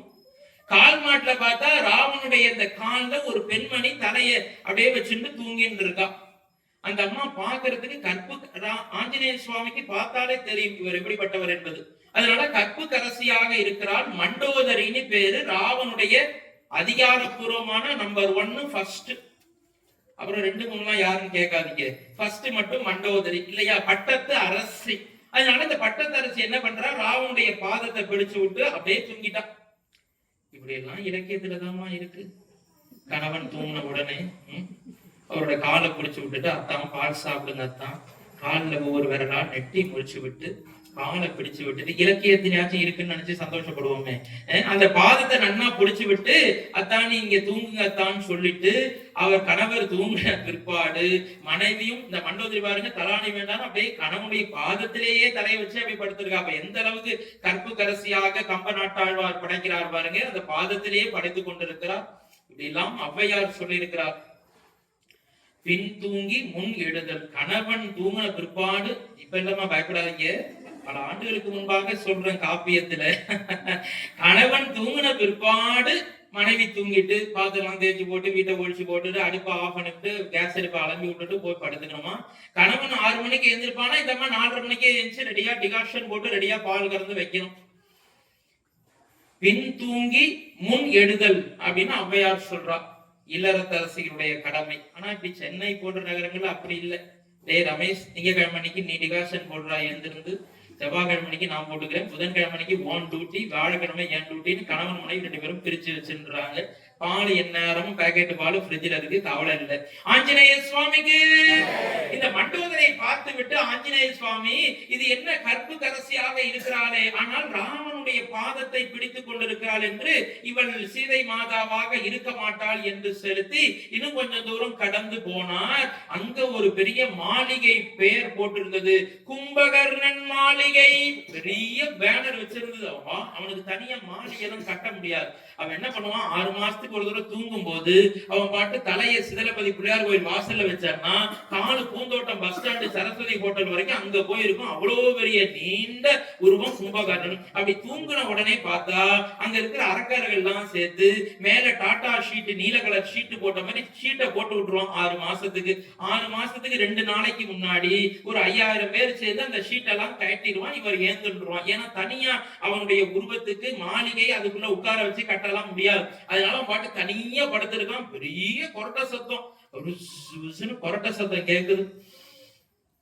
வாத்தியார் ஒரு அழகான கதை சொல்லுவார். இந்த கும்பகர்ணன் எவ்வளவு பெரிய பலசாலி அப்படின்னு பார்க்கணும், எவ்வளவு பெரிய உருவங்கிறதுக்கு. ஒரு நாள் என்ன பண்ணா, கும்பகர்ணன் அப்படி பரண்டி இந்த பக்கம் படுத்துன்னு இருக்கான். அப்படி படுத்துன்னு மூச்சு காத்து இப்படி போகுது. இந்த சத்தம் வடிவேல் நான் பயந்துட போறாரு ஏதாச்சும் இல்லையா. இப்படி ஒரு சத்தம் போகுது. கும்பகர்ணன் கொரட்டை விட்டு அப்படி மூச்சு காத்து பேய் காத்து மாதிரி அடிச்சு திருப்பி உள்ள அப்படியே இழுக்கிறான் கும்பகர்ணன். என்ன பண்ணா, உங்களுக்கு தெரியும், யானை மேய்க்கிறவன் கையில ஒரு அங்குசம் வச்சிருப்பான். ஒரு சின்னதா ஒரு கம்பி மாதிரி இருக்கும், புரியணும், அது அப்படி வளைஞ்சிருக்கும், முன்னாடி கூர்ப்பா இருக்கும். அதை வச்சு யானையை குத்தி போய் அடிச்சு ஓட்டிட்டு போவான். ஒரு யானை அந்த பக்கம் தெரியாதமா ஓட்டின்னு விட்டா அந்த கையில அங்குசம் இருந்து இல்லையா, இப்படி உஷ்ஷன் அப்படி அடிச்சு மறுபடியும் இழுத்தோடனே இந்த அங்குசம் கையில வச்சிருக்கிற இந்த அங்குசம் சரக்குன்னு அவனுடைய மூக்கு துவாரத்துக்குள்ள உள்ள போயிடுச்சு. பயந்து போயிட்டான் யானை பாகன். ஆஹா, இளவரசருடைய மூக்குக்குள்ள போய் இந்த அங்குசம் எங்கேயாவது போய் மாட்டிருக்குன்னா, ஏதாவது பொறையேறி மகாராஜா முடிச்சுட்டாருன்னா நம்ம கதை சட்னி ஆயிடுமே. ஐயா, நமக்கு என்ன பண்றது, எப்படியாவது இதை எடுத்துருவோம்னு சொல்லிட்டு பக்கத்துல என்ன பண்ணா, யானையை கிட்ட ஓட்டின்னு ஒரு ஏணியை போட்டு மேல ஏறி எங்கேயாவது செல்போன் டார்ச்சை வச்சு எடுத்துட்டு வந்துடலாம்னு என்ன பண்ணா, அடுத்த புஷ்ன்னு ஒரு காத்து அடிச்சுது. இந்த யானை பாகனே சல்லுன்னு மேல இழுத்துருது பூமிச்சு காத்து. உள்ள யானை பாதை இந்த அங்குசத்தை தேடிட்டு போறான். ஒரு 5 அடி இருக்கணும் வச்சுக்கோங்க, இந்த கம்பி மாதிரி இருக்கும். இந்த அங்குசத்தை யானை மேய்க்கிற அங்குசத்தை உள்ள தேடிக்கிட்டே போறான். இருட்டு குகை மாதிரி போயிட்டே இருக்கு. கையில செல்போன் டார்ச் கூட இல்ல பாவம். ஏதோ ஒரு குத்து மதிப்பா அப்படியே தட்டு மாதிரி போயிது. அங்குசம் எங்கேயாவது கிடக்கா, எடுத்துட்டு கீழே ஜம்ப் பண்ணி குதிச்சிருவோம் அப்படின்னு போயிட்டே இருக்கான். கொஞ்ச தூரம் ஒரு 1/2 கிலோமீட்டர் உள்ள போயிருப்பான். ஒரு கற்பனை கதை தான், வாத்தியார் நகைச்சுவைக்காக சொல்ல. ஒரு கற்பனை கதை, 1/2 கிலோமீட்டர் உள்ள போனான்னா உள்ள இருந்து ஒருத்தர் தீவிட்டி எடுத்துன்னு வெளியில வந்தான். எது, மூக்கு துவாரத்துக்குள்ள. அப்ப எவ்வளவு பெரிய மூக்கு துவாரம் நீங்க கற்பனை பண்ணிக்கணும் சார். இதுவே ஒரு காடு மாதிரி இருக்கும் போல இருக்கே அப்படின்னு. மூக்குக்குள்ள இது நடக்குது இந்த கதை. உள்ள இருந்து ஒருத்தர் தீவிட்டி எடுத்துன்னு வந்தான். தீவிட்டி எடுத்துட்டு பார்த்தா அவன் இந்த யானை டிபார்ட்மெண்டோட ஹெச்ஓடி. அவன் தான் தலைவன். அவன் சொன்னா, ஏ ராமசாமி, என்னடா இங்க வர்ற? அண்ணன் குப்புசாமி, என்ன நீங்க இங்க வந்த? எங்க உள்ள ஏதோ தீவிட்டி எடுத்துட்டு நீ வாட்டு சர்வசாதாரணமா நடந்து வர்ற. சரி, நீ எதுக்குடா வந்த? இந்த அங்குசம் காணாம போச்சுன்னு அதை பாக்குறதுக்காக வந்தேன். அட போட பைத்தியக்காரா, என்னுடைய யானையே உள்ள போச்சு, போய் தேடி பார்த்துட்டு திருப்பி ரிட்டர்ன்ல வந்துட்டு இருக்கேன், காணும். நீ என்னமோ அங்குசத்தை காணும்னு தேட வந்தியேடா அப்படின்னு கும்பகர்ணனை பத்தி ஒரு அழகா சொல்லுவா.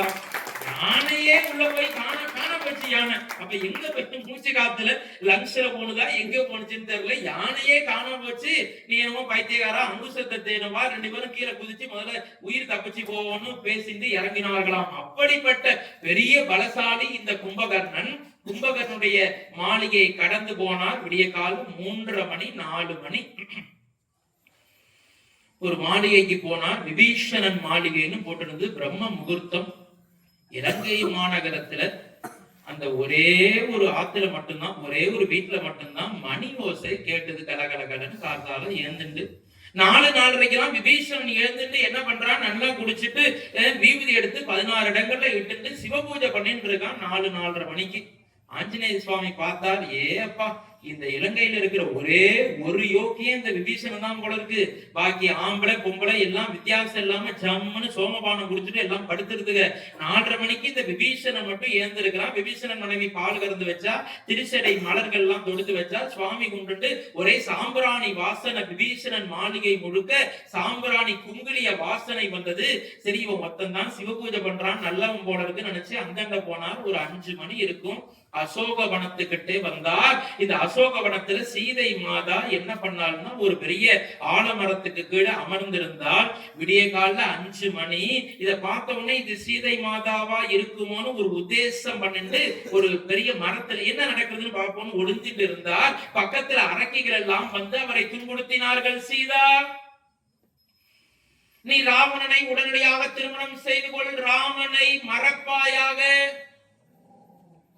இனிமேல் உன்னுடைய கணவன் வந்து நமக்கு என்ன செய்ய மாட்டான், உன்னை மீட்டு கொண்டு போக மாட்டான். அதனால் ராமனை மறப்பாயாக சீதா, ராவணனோடு நீ பட்டத்தரசியாக வாழ வேண்டும் என்று சொல்ல.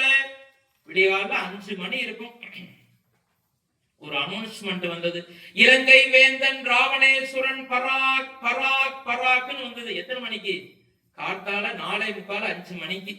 ராவணன் ஜம்முன்னு 3 மணிக்கே எழுந்து குளிச்சுட்டு நல்ல மேக்கப் பண்ணிட்டு சென்ட் எல்லாம் போட்டுட்டு ஜம்முன்னு பட்டு சட்டையோடு அப்படி ஜம்முன்னு வந்து அழகா சீதையை பாக்குறது. எத்தனை மணிக்கு? 5 மணிக்கு வர்றோம். 5 மணிக்கா சார் ஒருத்தனுக்கு காதல் வரும் விடிய காலையில?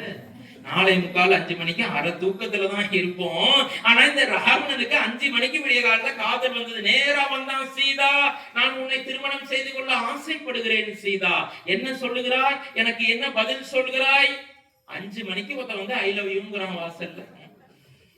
சீதை மாதா பார்த்தா ராவணனுடைய முகத்தை பார்த்து கூட பேசக்கூடாது. ஏன் அவன் முகத்தை பார்த்து பேசணும்னு பக்கத்துல ஒரு அருகம்புல், விநாயக பெருமானுக்கு உகந்த அருகம்புல், அந்த அருகம்புல் அப்படி எடுத்து பிச்சு அப்படி போட்டா, அப்படி ஃப்ரெண்ட்ல போட்டா. இதான் அருகம்புல்னு வச்சுக்கோங்களேன், பேனாதான் அருகம்புல். அப்படி போட்டா இந்த அருகம்புல்ல பார்த்து பேசினா, ராவணா நீ ஒரு முட்டாள். ராவணா, ராவணனுக்கு முட்டாள்னு கோபம் வந்துருது. இடுப்புல இருக்கிற சந்திரகாசம் என்ற வாளை உருவினான். சீதா, இப்பொழுதே உன்னை வெட்டி வீழ்த்துகிறேன், நீ இருந்தால் தானே எனக்கு இந்த தொந்தரவு, வெட்டி வீழ்த்துகிறேன். ஆஞ்சநேய சுவாமியே பதறினார். உள்ள போய் தடுக்கணுமான்னு நினைச்சார். அடுத்த வினாடி மாறினான். சீதா, உன்னை வெட்டுவதற்கு எனக்கு மனம் இல்லை. ஏன் தெரியுமா? என் இதயம் முழுவதும் நீதான் இருக்கிறாய் சீதா, அதனால் நான் உன்னை வெட்டப் போவதில்லை. நாளைக்காவது எனக்கு பதில் சொல்வாயா? ஒரு பெரிய இலங்கை வேந்தன் சக்கரவர்த்தி ஒரு பெண்ணுக்காக, அடுத்தவனுடைய மனைவிக்காக போய் அவருடைய காலில் விழுந்து, அதுவும் அவன் என்ன பண்றான், சீதை மாதா அவன் முகத்தை கேள்வி கேட்டா முகத்தை பார்த்து பதில் சொல்லணும். அதுதானே முறை. யாராவது ஒரு பையனை பார்த்தா கூட எப்படிப்பா இருக்குன்னா, நானா இருக்கேன்ப்பா தம்பி, நீங்க எந்த ஏதோ ஒரு பேசணும்னா முகத்தை பார்த்து பேசணும். ஒரு கேள்வி கேட்கிறார், நான் இந்த பக்கம் திரும்பிட்டு என் பேரு சிவகுமார் அப்படின்னாக்க அவமானப்படுத்துறாருன்னு அர்த்தம். அப்ப என்ன பண்ணா அந்த சீதை மாதா, இந்த அருகம்புல்ல பார்த்து பேசினா. என்னுடைய தலைவர் ராமச்சந்திரமூர்த்தி இருக்கிறாரே, அவருடைய பெயரை சொல்லாமல் என்னுடைய பிராணநாதன் தலைவர் இருக்கிறாரே, அவர் ஒரு சிங்கத்தை போல. ராவணா, நீ ஒரு சாதாரண முயலை போல. இந்த சீதா சிங்கத்தை திருமணம் செய்து கொண்டு வாழ்ந்த சீதா, பெண் சிங்கமாக வாழ்ந்த சீதா, இந்த முயலை நினைத்து கூட பார்க்காது. இங்கிருந்து சென்று விடுவாய் என்று நிறைய சம்பாஷணை நடக்கிறது. பக்கத்துல இருக்கிற அரக்கர்களை பார்த்து இவளுடைய மனதை மாற்றுங்கள் என்று சொல்லி ராவணன் சென்று விடுகிறான். அன்பு தாய்மார்களே, நேரம் இல்லை, ஒரே ஒரு செய்தி, முக்கியமான செய்தி. இந்த அருகம்புல்லை எடுத்து அப்படி சீதை மாதா போட்டு பேசினதுக்கு 1000 பக்கங்களுக்கு வியாக்கியானம் எழுதியிருக்கிறார் வேதாந்த சுவாமிகள். 1000 பக்கம் இதே விஷயம் தான். எதுக்கு அருகம்புல் எடுத்து போட்டார்? ஒரு துரும்பு பக்கம் பக்கமா விளக்கம் சொல்றார். என்ன நினைச்சாலாம் சீதா அப்படி நினைச்சாலா என்னன்னு தெரியல. ஆனா சுவாமி அவ்வளவு இதான் இலக்கிய நயம், அவ்வளவு அழகா சொல்றார். என்ன ராவணா, நீ ஒரு மாடு, அறிவு கட்ட மாடு. மாடு புல்லை திங்கும், நீயும் இந்த புல்ல தின்னு ராவணா. இந்த மாதிரி நிறைய போறது. ராவணா, நீ ஒரு ராகு என்ற நச்சு பாம்பு. கிரகணத்தின் பொழுது நான் சந்திரன், சந்திர கிரகணத்தின் பொழுது நமக்கு தெரியும் கூட வந்தது ராகு. அப்படித்தான புராண கதை நமக்கு பூமி மறைக்கிறது நிழல், அது போகட்டும். இந்த ராகுங்கிற அந்த நிழல் கிரகம் போய் சந்திரனை விழுங்கும் பொழுது அது கிரகணம். அதுபோல இந்த சந்திரனை நீ பிடிப்பதற்காக வந்திருக்கிறாய். மறந்து விடாதீர்கள் பெரியோர்களே, கிரகண காலத்திலே பால், நெய், தண்ணீர், அரிசி, இந்த மாதிரி தூக்கி போட முடியாத சில விஷயங்கள்ல சின்ன தர்பையை, நம்ம ஊருக்கே தர்பை பெருமை இல்லையா, தர்ப்பணம் பண்றதுக்கு, அந்த தர்பையை கிள்ளி அந்த பால், தூத்தம், தண்ணீர் இதெல்லாம் போட்டு வைக்கிறது பழக்கம். என் ஆத்துக்காரி என்ன பண்ணா, ஃப்ரிட்ஜ் தலையில ஒரு தர்பையை போட்டா, ஃப்ரிட்ஜுக்கு உள்ள ஒரு தர்பையை போட்டா. ஏன்னா ஃப்ரிட்ஜ்ல தான் எல்லாம் இருக்கு இல்லையா. ஒரு நாள் தேடி பாக்குறேன், டிவி ரிமோட் இருக்கு ஃப்ரிட்ஜ் உள்ள இல்லையா. இந்த ஃப்ரிட்ஜ் என்னதான் பாவம் பண்ணுதோ தெரியல, எல்லாம் அது உள்ள இருக்கு. இன்னும் ட்ரெஸ்ஸை தான் மடிச்சு அதுல வைக்கல, அதுல சட்டை பண்ணினா சரி போகட்டும். அதனால இந்த ஃப்ரிட்ஜுக்கு தலையில, ஏன்பா ஃப்ரிட்ஜுக்கு தலையில நீங்க தானே எல்லாத்துலயும் அந்த பால் மோர் எல்லாம் போட சொன்னீங்க, தலையிலயும் ஒண்ணு போட்டாச்சு உள்ளுக்குள்ளேயும் ஒண்ணு போட்டாச்சுன்னு கதவை அடிச்சு சாத்தியாச்சு, முடிஞ்சு போச்சு. அப்ப தர்பையை போட்டு நம்ம பாதுகாத்துக் கொள்வோம், விஷத்தன்மை வராமல் இருக்க. ராவணா, நீ ஒரு ராகுவை போல நச்சு பாம்பு, நான் சந்திரனை போல கிரகண காலத்திலே தர்பையை பயன்படுத்துவதை போல இந்த புல்லை நான் பயன்படுத்தியிருக்கிறேன். எவ்வளவு விளக்கம் வாட்டு போய்கொண்டே இருக்கிறது. அப்படி அந்த விளக்கம் கொடுத்து ராவணன் சென்று விடுகிறான். இன்னும் நிறைய இருக்கு செய்தி. இந்த சுத்தீரம் அரக்கைகள்லாம் ஒரு 5 இது போயிடுதான், அவன் போயிட்டான். 5 6 மணி இருக்கும். எல்லோரும் அவளை துன்புறுத்தினார்கள். ஆஞ்சநேய சுவாமி பார்த்தார், மனம் கேட்கல. இவருக்கு ஒரு மந்திரம் தெரியும், நித்திரா மந்திரம், தூக்கம் வருவதற்கு உண்டான மந்திரம். அந்த மந்திரத்தை ஜபம் பண்ணார். ஆஞ்சநேய சுவாமி சீதையை விட்டு விட்டு பாக்கி இருக்கிற அரக்கிகள் எல்லாம் தூக்கம் வரட்டும்னு அந்த நித்திரா தேவியினுடைய மந்திரத்தை ஆஞ்சநேய சுவாமி அங்கே ஜபம் பண்ணார். இவருதான் எல்லாம் தெரியுமே, அஷ்டமா சித்திகளும் தெரியுமே. அந்த நித்திரா தேவியினுடைய மந்திரத்தை ஜபம் பண்ண பண்ண பக்கத்துல இருக்கிற அந்த சுத்தியிரம் இருக்கின்ற அரக்கிகள் எல்லோரும் தூங்கி பொத்து பொத்து என்று கீழே விழுந்தார்கள். தூக்கம் அலம் எக்கச்சக்கமா வந்து போச்சு, எல்லாம் தூங்கிட்டாங்க. இங்க நித்ராதேவி மந்திரம் பயன்படுத்தாமலே பல பேருக்கு தூக்கம் வந்துடும் வழக்கு இல்லையா? ஆஞ்சநேய சுவாமிக்கு அந்த நித்ராதேவி மந்திரம், எல்லாரும் அரக்கிகள் எல்லோரும் தூங்கி போய்விட்டார்கள். சீதை மாதா ஒரு சின்ன தப்பான ஒரு முடிவுக்கு வந்தார். சீதை மாதாவுக்கு நீண்ட கூந்தல், இந்த கூந்தலை எடுத்தால் தன்னுடைய கழுத்தோடு சுருக்கு போட்டு கொண்டால், அந்த மரத்தினுடைய கிளையிலே அந்த முடியை கட்டி கொண்டால், 2 கால்களையும் மேலே தூக்கிவிட்டு தன்னைத்தானே பிராணனை தியாகம் செய்ய வேண்டும் என்று ஒரு முடிவெடுத்தால், சீதைக்கு ஒரு துர்பாக்கியமான நிலைமை. கம்ப நாட்டாழ்வார் ரொம்ப அற்புதமாக சொல்லுகிறார், உலகத்திலே இருப்பவர்கள் எல்லோரும் ராமச்சந்திரமூர்த்தியினுடைய பெயரை சொல்லி சொல்லி அவர்கள் உபாயத்தை தேடுகிறார்கள். ஆனா சீதை எல்லா விஷயத்திலும் அதிர்ஷ்டசாலி. ஒரே ஒரு விஷயத்தை தவிர, என்னன்னா இந்த ராமநாமாவை சீதை மாதா சொல்ல முடியாதான். இதுவும் அப்படிலாம் இருக்கு. கணவரோட பெயரை சொல்லக்கூடாது அப்படிலாம் இலக்கியத்திலேயாவது படிப்போமே. அதனால இந்த ராமருடைய பெயரை சொல்லாம இந்த சீதை மாதா என்ன சொல்லுவாளாம்? நாராயண மந்திரம் தான் சொல்லுவாளாம். நாராயண நாராயண நாராயண நாராயண நாராயண நாராயண இதுதான் ஜபம் பண்ணிட்டு இருப்பாளாம். ஏன்னா ஆத்துக்கார் ராமன் சொன்னா ஆத்துக்கார் பேரை சொல்லக்கூடாதுன்றது. வாக்காளர் படிவத்துக்கு ஒரு சார் SIR ஃபார்ம் ஃபில்அப் பண்றதுக்கு ஒரு வாத்தியார் வந்தார். மனைவி இந்த சீதை மாதா மாதிரி, உன் பேர் என்னம்மா? மைதிலி. உங்க வீட்டுக்காரர் பேர் என்ன? இது என்னங்கன்னா முகம். இது என்ன? 6. 2த்தையும் சேர்த்துங்க, முகம் 6. இல்லைங்க என்னமா திருப்பி போடுங்கன்னா 6 முகம் அப்படின்னு அந்த அம்மா சொன்னது. அவன் வீட்டுக்காரர் ரொம்ப அதிர்ஷ்டசாலி, ஆத்துக்கார் பேரை கூட சொல்லாம இருக்கிறார். இப்படி அந்த மாதிரி இருக்கிறார்கள். ஆனால் இந்த சீதை மாதா நாராயண மந்திரத்தை தான் ஜபம் செய்வார். இப்படி தூக்கில அப்படி தொங்க போவதற்கு தயாராயிட்டால் ஆஞ்சநேய சுவாமி பார்த்தார், இதற்கு மேல் ஒரு நொடி தாமதம் செய்தாலும் வந்த காரியம் எல்லாம் வீணாக போய்விடும் என்று சொல்லி ஜெய் ஸ்ரீராம் ஜெய் ஸ்ரீராம் ஜெய் ஸ்ரீராம் என்று உறக்க சொல்லி அந்த மரத்துக்கு முன்னால் வந்து ஜம்மன்று தொப்பென்று குதித்தார். நேர அம்மாவுடைய பாதத்துல விழுந்து வணங்கினார். மாதா, சீதை மாதா, நீங்கள் அவசரப்பட்டு எந்த காரியத்துக்கும் போய்விட வேண்டாம் அம்மா. ராமச்சந்திரமூர்த்தி தயாராக இருக்கிறார். தம்பி சுக்ரீவன் படையோடு காத்திருக்கிறான் அம்மா. நீங்கள் எந்த விஷயத்துக்கும் போக வேண்டாம் அம்மா. இந்த முடிவை கைவிடுங்கள் அம்மா. மாதா, உங்களை வேண்டி விரும்பி ராமதாசனாக கேட்டுக் கொள்கிறேன் மாதா. நீ யாரப்பா, நான் யார் என்பது இருக்கட்டும் அம்மா. முதல்ல இந்த சுருக்கு கயிற்றிலிருந்து நீங்கள் விடுவித்துக் கொள்ளுங்கள், அப்பொழுதுதான் நான் சொல்லுவேன் என்று சொல்ல சீதை மாதாவுக்கு பகைவர்களுடைய இடத்துல யாரோ ஒருத்தர் ஜெய் ஸ்ரீராம் ஜெய் ஸ்ரீராம்னு கணவருடைய பெயரை சொல்லுகிறாரே என்று மிகவும் மகிழ்ச்சி.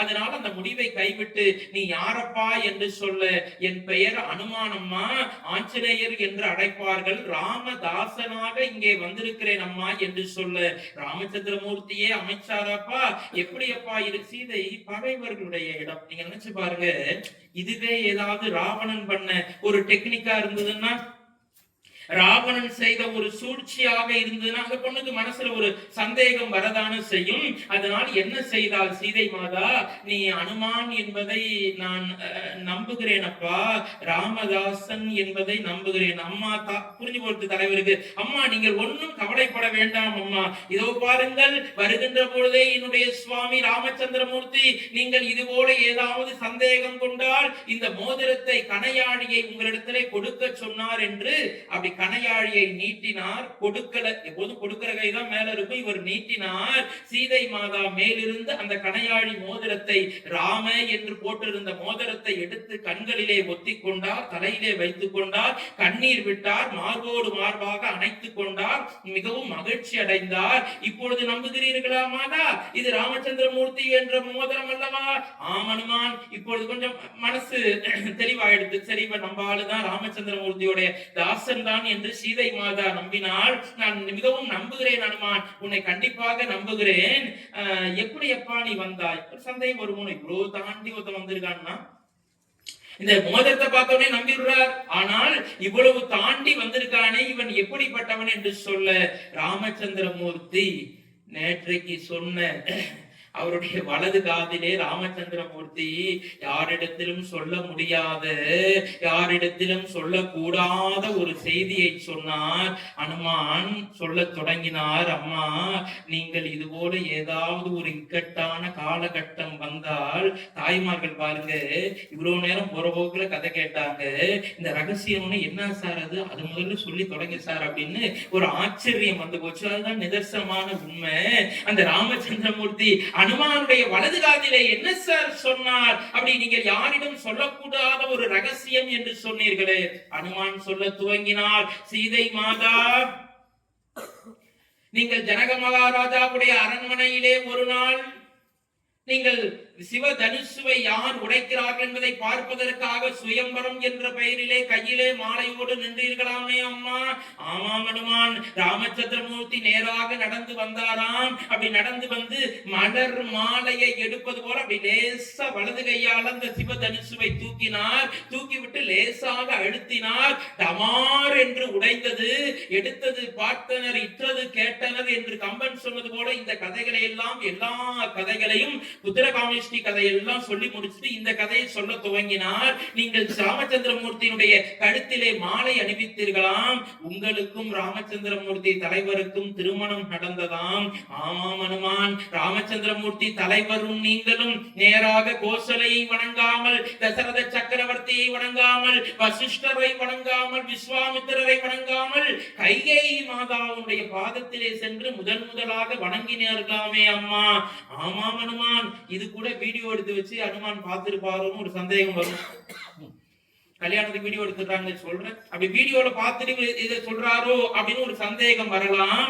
ஆமாம் அனுமான். அன்றைக்கு திருமணம் நடந்த பிறகு வசிஷ்டர் நீங்க ஒரு கல்யாணம் பண்ணிடுவோம், வசிஷ்டர் அருந்ததி தேவி இருக்க, நீங்கள் ஆகாயத்திலே இருக்கின்ற அருந்ததி தேவியை பார்க்க சொல்லுகின்ற பொழுது தூரத்திலே இருந்த குரு பத்னியை பார்த்து இருவரும் ஆசி பெற்றீர்களாமே? ஆமாம் அனுமான். அந்த நாள் முதல் நாள் இரவு ராமச்சந்திரமூர்த்தி ஒரு பெரிய பட்டு மெத்தையிலே படுத்திருந்தாராமே?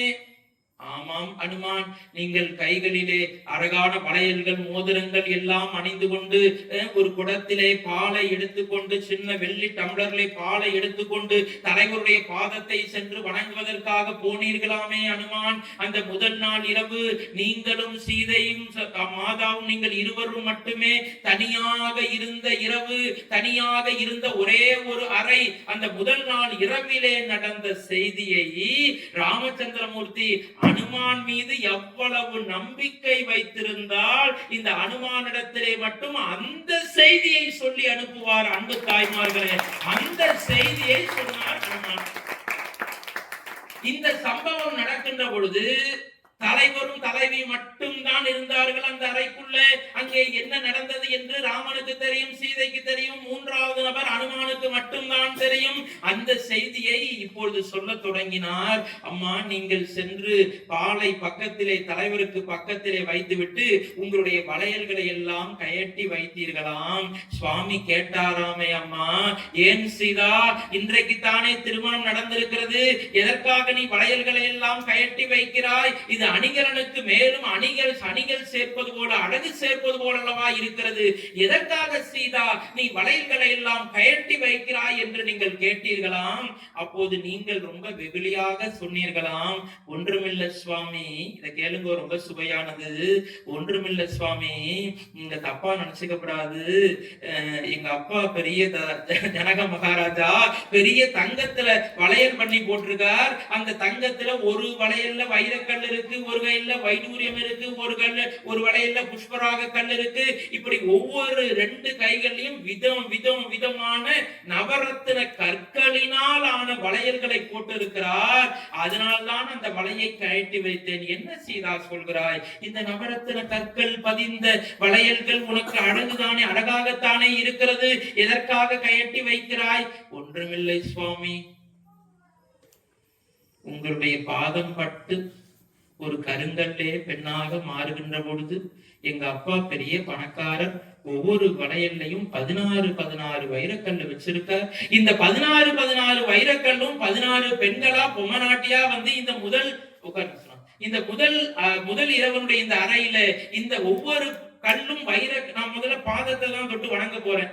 அப்படி வணங்குகின்ற பொழுது உங்களுடைய பாதம் பட்டு இந்த வைரக்கல் 16 பெண்களாக மாறிவிட்டால் நான் என்ன செய்வேன், என் நிலை என்ன சுவாமி என்று நீங்கள் வெகுளியாக கேட்டீர்களாம். அப்பொழுது ராமச்சந்திரமூர்த்தி சொன்னாராம், சீதா நீ கவலைப்படாதே சீதா, இந்த இப்பிறவியில் 2 மாதரை என்னுடைய உடலால் மட்டுமல்ல என் சிந்தையாலும் தொடமாட்டேன் என்று ராமச்சந்திரமூர்த்தி என்னுடைய கைகளிலே வைத்து சத்தியம் செய்து கொடுத்தாராமே.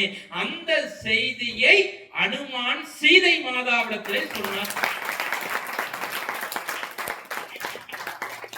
வைரக்கல்லு ஒண்ணும் 16 வைரக்கல்லும் 16 பொண்களா மாறினதுன்னா முதல் இரவு அறையில ராமச்சந்திரமூர்த்தி இந்த 16 பெண்களையும் என்ன பண்ணுவார்? பயம் வந்துடுது சீதை மாதாவுக்கு.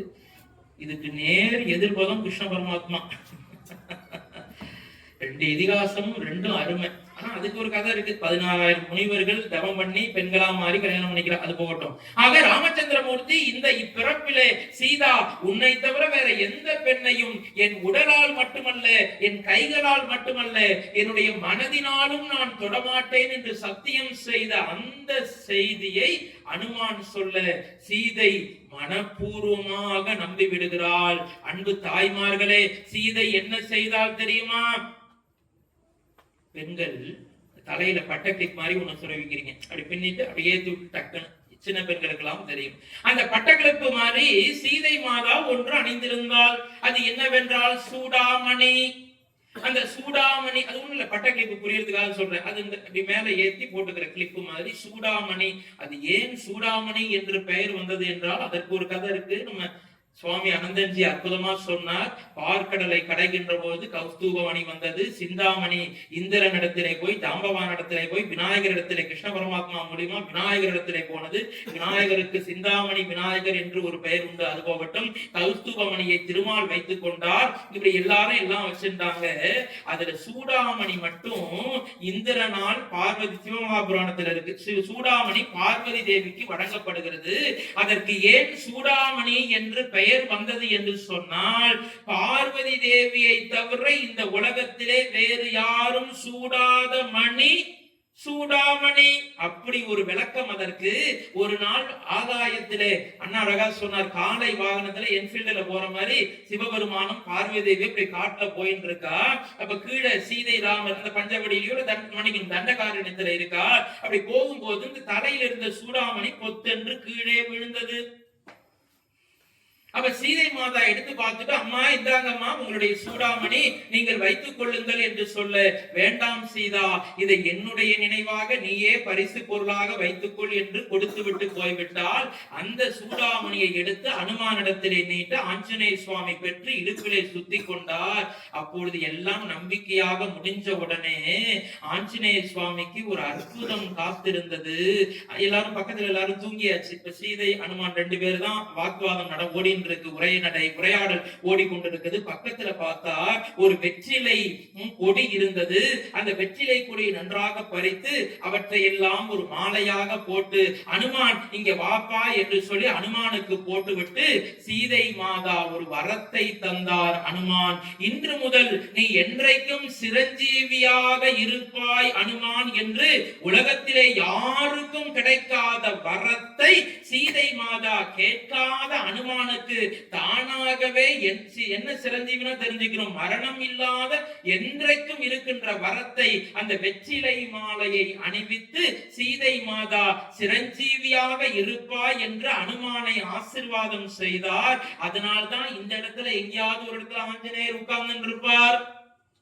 நான் தப்பா சொன்னா கதையினால டங்கு நடிப்பார், ஒழுங்கா சொல்லுடா கதையை அப்படின்னு. ஆஞ்சநேயரே நீங்கள் இங்கே இருக்கிறீர்கள் என்று எனக்கு தெரியாது, ஆதிவிநாயகருடைய பலாகட்டை கீழே உட்கார்ந்து இருந்தாலும் கண்டிப்பாக இருப்பார். ஏன்? சீதை மாதா கொடுத்த வரம். அன்பு தாய்மார்களே, நீங்க எல்லாம் ஆஞ்சநேயருக்கு சனிக்கிழமைக்கு வெத்தலை மாலை போட்டு பிரார்த்தனை பண்றீங்களே, நம்மளுடைய தமிழ் பண்பாடு வெறும் வெத்தலை கொடுக்கப்படாது. கொடியா இருந்தா கூட பரவாயில்ல, வெத்தலைன்னா பாக்கு வச்சு கொடுக்கணும். பாக்க வச்சு கட்டினா வேகமா எடுத்தோம்னா அது பிஞ்சு போயிடும் வெத்தலை. அதனால பாக்க சீவி இருக்கிற சீவை வச்சு நம்ம கொஞ்சம் மாத்திக்கிறோம், சீவலை வச்சு அழகா போட்டு நம்ம வெத்தலை மாலை கட்டுகிறோம். எதனால் வந்தது என்றால், ஆஞ்சநேயருக்கு வெற்றிலை மாலை சாற்றுவது என்பது சீதை மாதா சிரஞ்சீவி பட்டம் உலகத்திலே யாருக்கும் கிடைக்காத வரத்தை கொடுத்ததனால் ஆஞ்சநேயருக்கு வெற்றிலை மாலை சாற்றி வழிபாடு செய்கிறோம். எவ்வளவு சிறப்பு அனுமானுக்கு! ஆஞ்சநேயர் சொன்னார், அம்மா கேட்காமலேயே ஒரு வரத்தை கொடுக்கிறீங்களம்மா, நன்றிமான்னு சொல்லிட்டு, அம்மா ஒன்னும் கவலைப்படாதீங்க. ஆஞ்சநேயர் சொல்றார், நான் உருவத்தை கொஞ்சம் பெருசாக்கிக்கிறேன், பயப்படாதீங்க. கண்ணை நீங்க அப்படி திறந்து பார்க்கும் போது, ஏறி உட்காரும் போது அசோகவனத்துல இருப்பேன். சரி, கண்ணை மூடுங்கோ, கண்ணை திறங்கோ, ராமச்சந்திரமூர்த்திக்கு முன்னாடி கொண்டு போய் நிப்பாட்டுறேன். என்ன வேகம்! ஏ அப்பா, நினைச்சு பார்க்க முடியாத வேகம். ஒரு தடவை சிமுட்டு அப்படின்னா எவ்வளவு நேரம் சார்? நொடிதான் இல்லையா? ஒரு கால் மாத்திரைன்னு பேரு தமிழ்ல. சரி, அது போகட்டும். மாத்திரை, ஒரு மாத்திரை, 2 மாத்திரைன்னு அளவு இருக்கு தமிழ் இலக்கணத்துல. கண்ணின் நொடியே அம்மின் மாத்திரை. கண்ணு நொடி, இது ஒரு மாத்திரை, முடிஞ்சு போச்சு. கண்ணின் நொடியே அம்மின் நன்னூல் இலக்கணம். சரி, அது போகட்டும். அப்படி கண்ணை நீங்கள் அப்படி மூடுகின்ற பொழுது அசோகவனம், திறக்கின்ற பொழுது ராமச்சந்திரமூர்த்தி முன்னால் உங்களை இறக்கி விடுறேன். ஏ அப்பா, எப்போ என்ன வேகத்துல போவார்! மனதை விட வேகமாக பயணம் செய்யக்கூடிய ஆற்றல் உடையவர் ஆஞ்சநேயர் சுவாமி. உன்னை சீதை சொன்னால், வேண்டாம் அனுமான், நீ அந்த ஒருத்தர் சொல்லும் போது வேண்டாம்னு சொல்லக்கூடாது, நம்ம நல்லதுக்கு தானே சொல்றா. அவர் மனமும் நோகாம சொல்லணும். அனுமான் கொஞ்சம் அப்படி நாசூக்கா மறுத்தா சீதை மாதா, நீ ஒரு பெண் குரங்காக இருந்திருப்பாயானால் உன் மீது ஏறிக்கொண்டு நான் அமர்ந்து கொண்டு சவாரி செய்து நீ சொன்னபடி அங்கே வந்திருப்பேன். ஒன்று. இரண்டாவது, என்னுடைய தலைவனான ராமச்சந்திரமூர்த்தி லட்சுமண சுவாமியை விரட்டி விட்டு சூழ்ச்சி செய்து ராவணன் அபகரித்து வந்தான். அதே போல நாமும் அதே மாதிரி ஒரு சூழ்ச்சி செய்து இங்கிருந்து எடுத்துட்டு போகிறதுக்கு நான் விரும்பல. இது ரொம்ப முக்கியமான பாயிண்ட் 2. மூணாவது, அதை விட சொல்றா, அனுமான் நீ கவலைப்படாதே அனுமான். கம்பன் மிக அற்புதமாக சொல்லுகிறான், எல்லை நீத்த இந்த உலகங்கள் யாவையும் என்னுடைய சொல்லினாலே சுடுவேன், ஆனால் அது தூயவன் வில்லுக்கு ஆற்றலுக்கு மாசு என்று வீசினேன். ஏன் தெரியுமா? என்னுடைய நெருப்புனால நெருப்பை இலங்கை எரிப்பா அப்படின்னு சொன்னா போச்சு, இலங்கை பஸ்பம் ஆயிடும். ஆனால் இது தலைவருக்கு பெருமை இல்ல. தலைவர் கையிலே என்ன இருக்கிறது? கோதண்டம். அந்த கோதண்டம் என்ற வில்லுக்கும் இது பெருமை இல்லை. அதனால் நீ சென்று வருவாயாக என்று சொல்ல ஆஞ்சநேய சுவாமி அவரை வணங்கி, அம்மா எனக்கு ஒரு 10 நிமிஷம் வேலை இருக்குமா, அதெல்லாம் முடிச்சுட்டு நான் திருப்பி லங்கா தகனம் முடிச்சுட்டு போகணும்னு மனசுல பிரார்த்தனை பண்ணிட்டு அம்மாவை வேண்டிட்டு நேரா பக்கத்துல இருக்கிற கொஞ்சம் தூரம் தள்ளி வாழை தோப்புக்கு வந்தார். அடிச்சு வீசினார். வாழை மரத்தையும் தென்னை மரத்தையும் அடிச்சு ஒண்ணு மேல ஒண்ணு தூக்கி போட்டு அப்படி ரகல கட்டி அடிச்சாரு ஆஞ்சநேய சுவாமி. நேரம் இல்லாதவங்க விழாவரியா சொல்றதுக்கு அடிச்சு எல்லாத்தையும் தோஷம் பண்ணார். இலங்கை ராவணனுக்கு ஒரு செய்தி போனது. மகாராஜா ராவணேஸ்வரா, ஒரு குரங்கு வந்து நம்முடைய வாழை தோட்டையும் தென்னந்தோப்பு மாந்தோப்பெல்லாம் அடிச்சு அட்டகாசம் பண்ணிட்டு இருக்கு. என்னடா ஒரு குரங்கு வந்தது, கோட்டா வந்தது என்கிட்ட வந்து சொல்லிட்டு இருக்க, நானாடா பிடிக்க இறங்கி வர முடியும், நீங்க தாண்டா போய் ஏதாவது பாத்துக்கணும். ராவணன் திருப்பி விட்டான். அவனுக்கு மனசுல ஒரு பயம். ஏன் போகலன்னா, நான் இன்னைக்கே முன்னாடி சொன்னோம் 2 நாள் முன்னாடி நந்தி காலை நீட்டி உட்காந்துங்கம்மா, ஒன்றும் தப்பு இல்லை, முடிச்சிருவோம், சிரமமா தான் இருக்கு எனக்கு, என்ன பண்றது. நந்திய பெருமானிடத்திலே பெற்ற சாபம் காரணம், ஒரு குரங்கினால் உன்னுடைய இலங்கை மாநகரம் முழுவதும் அடிந்து போகும். அது ஞாபகம் வந்துடுது. 2வது மகன் அக்ஷயகுமாரன் வந்தான். அப்பா, நான் இருக்கும் போது நீங்கள் செல்லக்கூடாது என்று அக்ஷயகுமாரன் போனா.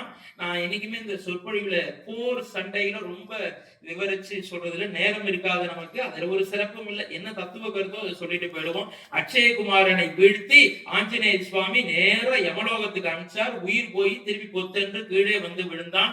அக்ஷயகுமாரன் ராவணன் 2வது மகன் இறந்து போய் விடுகிறான் ஆஞ்சநேய சுவாமினால. மண்டோதரி வந்து அழுது புலம்பினான். ராவணன் தானே இறங்கினான். மேகநாதன் தடுத்தான். அப்பா, இந்த இந்திரஜித் இருக்கின்ற வரை நீங்கள் எந்த போர்க்களத்துக்கும் செல்லக்கூடாதப்பா, நான் சென்று அந்த சாதாரண குரங்கை பிடித்து வருகிறேன் என்று சொல்ல இந்திரஜித் நிறைய பானம் போட்டு சண்டை போட்டார். கடைசியில பிரம்மாஸ்திரத்தை ஏவினான். அந்த அஸ்திரமும் ஆஞ்சநேயரை ஒண்ணும் பண்ணல. இருந்தாலும் கட்டுப்பட்டது போல நடிச்சார். ராவணனை பார்க்க போனோமே, அதுக்கு ஒரு காரணம் வேணுமே அப்படிங்கிறதுனால கட்டுப்பட்டது போல நடிச்சார். ஆஞ்சநேய சுவாமி இழுத்துக்கொண்டு ராவனுடைய அவைக்கு வந்தான். ராவணன் மிகவும் கோபம் கொண்டு நிறைய அறிவுரை சொல்லுகிறான். எதையும் கேட்ட பாடில்லை. கடைசியாக சிவபெருமான் கொடுத்த வாளை வைத்து ஆஞ்சநேயரை வெட்டுவதற்காக போனான் ராவணன். ஒரு கை தடுத்தது. அண்ணா வேண்டாம் அண்ணா. விபீஷணன் அந்த இலங்கை மாநகரத்தில் இருக்கிற ஒரே ஒரு நல்லவன், நீதிவான், மகான், யோக்கியம் யாருன்னா விபீஷணன். விபீஷணன் தடுத்தான். அண்ணா வேண்டாம் அண்ணா, தூதுவனை கொல்லக்கூடாது அண்ணா. என்னடா இவன்ட போய் சாஸ்திரம் சம்பிரதாயம் அடிச்சு இவனை கொல்ல போறேன்டா. வேண்டாம் அண்ணா, இந்த தூதுவனை விட்டு விடுங்கள். அப்படியா, நீ சொன்ன மாதிரி விட்டுடுறேன், ஏதோ சாஸ்திரம்னு சொல்ற, பரவாயில்ல, நானும் படிச்சிருக்கேன். ஆனா இவனுக்கு ஏதாவது ஒரு தண்டனை கொடுத்து அனுப்பணும். இனிமே இங்க வரக்கூடாது. அதுக்காக குரங்குன்னா அதோட சிறப்பே அதோடைய வால் தான். யாரங்க இருக்கிற துணியெல்லாம் எடுத்து வந்து குரங்கு வால்ல கட்டுங்கடா, எண்ணெயை ஊத்துங்க, லிட்டர் கணக்குல நல்லெண்ணெய் எல்லாத்தையும் நெய்யெல்லாம் ஊத்தி நெருப்பை வச்சு அந்த ஆஞ்சநேய சுவாமியுடைய வாளை எரித்தார்கள். ஆஞ்சநேய சுவாமிக்கு வந்த வேலை ரொம்ப ஈஸியா முடிஞ்சது. ஆஞ்சநேய சுவாமி தனியா ஒவ்வொரு வீட்டுக்கும் போய் பத்த வைக்கணும்னு அவசியம் இல்லை. அந்த அரண்மனையில அப்படி சுற்றி தாவி மேலும் கீழும் குடித்தார். அங்கங்க இவருடைய வாள் பட்ட இடமெல்லாம் திகு திகு திகு என்று நெருப்பு பட்டு எரிந்தது. பக்கத்து மாளிகைக்கு குதித்தார். அங்க போய் இவர் தனியா வாழ்னால பத்த வைக்க வேண்டிய அவசியம் இல்லை. இவர் போகும்போதே அந்த வாளும் கீழே பின்னாடி புரண்டுட்டே வந்தது. இவர் ஜம்ப் பண்றதுதான் இவர் வேலை. பத்த வைக்கிறத வாள் வச்சிரும். அடுத்த வீட்டுக்கு போனார், அங்க போய் வாழை பத்த வச்சது. அடுத்த வீட்டுக்கு போனார், அங்க ஒரு குடிசை வீடு கூட இல்லை, எல்லாம் தங்கம் வெள்ளினால பிளேட்டு போட்டு கட்டியிருக்கான். ஆனா அத்தனை தங்கம் வெள்ளியும் எரிஞ்சு சாம்பலானது. அடுத்த வீட்டுக்கு போனார், அடுத்த வீட்டுக்கு போனார். இப்படி வந்த வேலை ஈஸியா முடிஞ்சது. கடல்ல போய் வாளை அந்த நெருப்பை அணைத்து விட்டு சீதை மாதாவினுடைய அந்த பாதத்தை பற்றி வணங்கி, அம்மா, உங்களுடைய கற்பு கனலினால் என்னுடைய வாள் இன்னும் அப்படியே இருக்கிறதம்மா. அதுவும் என்ன சொல்றாரு பாருங்க, இப்பதான் சிரஞ்சீவி பட்டம் பெற்றிருக்கார். கம்பன் சொல்றான், ஏற்கனவே ஆஞ்சநேயருடைய வாள் கொஞ்சம் கருப்பா இருக்கும், வாழ்ந்த கரிய இடத்துல தானே இருக்கும். இப்ப இந்த நெருப்பு வச்சு எரிச்ச பிற்பாடு தங்க கலர்ல மாறுனதான். இது என்னப்பா ஆச்சரியமா இருக்கு, நெருப்பு வச்சு எரிச்சா புண்ணாதான போகும், நெருப்பு சுற்றுக்குமே, நெருப்பிலே ஆஞ்சநேயருடைய வாள் எரிந்திருக்குமே, கொஞ்சமாவது புண் வந்திருக்கணுமே மேலே. அந்த வாள் முன்னை விட ரொம்ப அழகாக, முன்னை விட பொழிந்தன, தங்க நிற வாளாக அது மாறியது. சீதை மாதாவை பிரார்த்தனை செய்து கொண்டு மறுபடி ஜெய் ஸ்ரீராம் என்று ஆகாயத்திலே பரந்த மார்க்கமாக வந்தார். எல்லோரும் தயாராக நின்று கொண்டிருந்தார்கள். ஆஞ்சநேய சுவாமி எப்பொழுது வருவார், என்ன கருத்தை சொல்லுவார், சீதை மாதாவை பார்த்திருப்பாரோ பார்க்கவில்லையோ, அப்படி பார்த்திருந்தாலும் கற்போடு இருப்பாளா, எல்லாம் சந்தேகம் வரும் இல்லையா சாதாரண மனிதர்களுக்கெல்லாம். எல்லோரும் ஆவலாக இருந்தார். ராமச்சந்திரமூர்த்தி அப்படி விநாயகர் கிட்ட அப்படி மூலஸ்தானத்துல மாதிரி சுவாமி உட்கார்ந்து இருந்தார். ஆஞ்சநேயர் சுவாமி நேராக வந்து அவருக்கு முன்னால் பொத்தென்று ஜெய் ஸ்ரீராம் என்று குதித்தார். குதித்த ஆஞ்சநேயர் நேராக எப்பொழுதும் ராமச்சந்திரமூர்த்தியை பார்த்த ஆஞ்சநேய சுவாமி எப்பொழுதும் தலைவருடைய பாதத்தை பற்றி வணங்கிவிட்டு ஜெய் ஸ்ரீராம் என்று சொல்லிவிட்டு தான் பேசுவதை வழக்கமாக கொண்டிருக்கிறார். ஆனால் இன்றைக்கு வணங்காமல் இருந்தார்.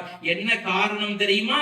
ராமச்சந்திரமூர்த்தி, என்ன சார் தலைவன் இருக்கும் போது தலைவனை கும்பிடவில்லையே என்று நீங்கள் சந்தேகத்தோடு கேட்கலாம்.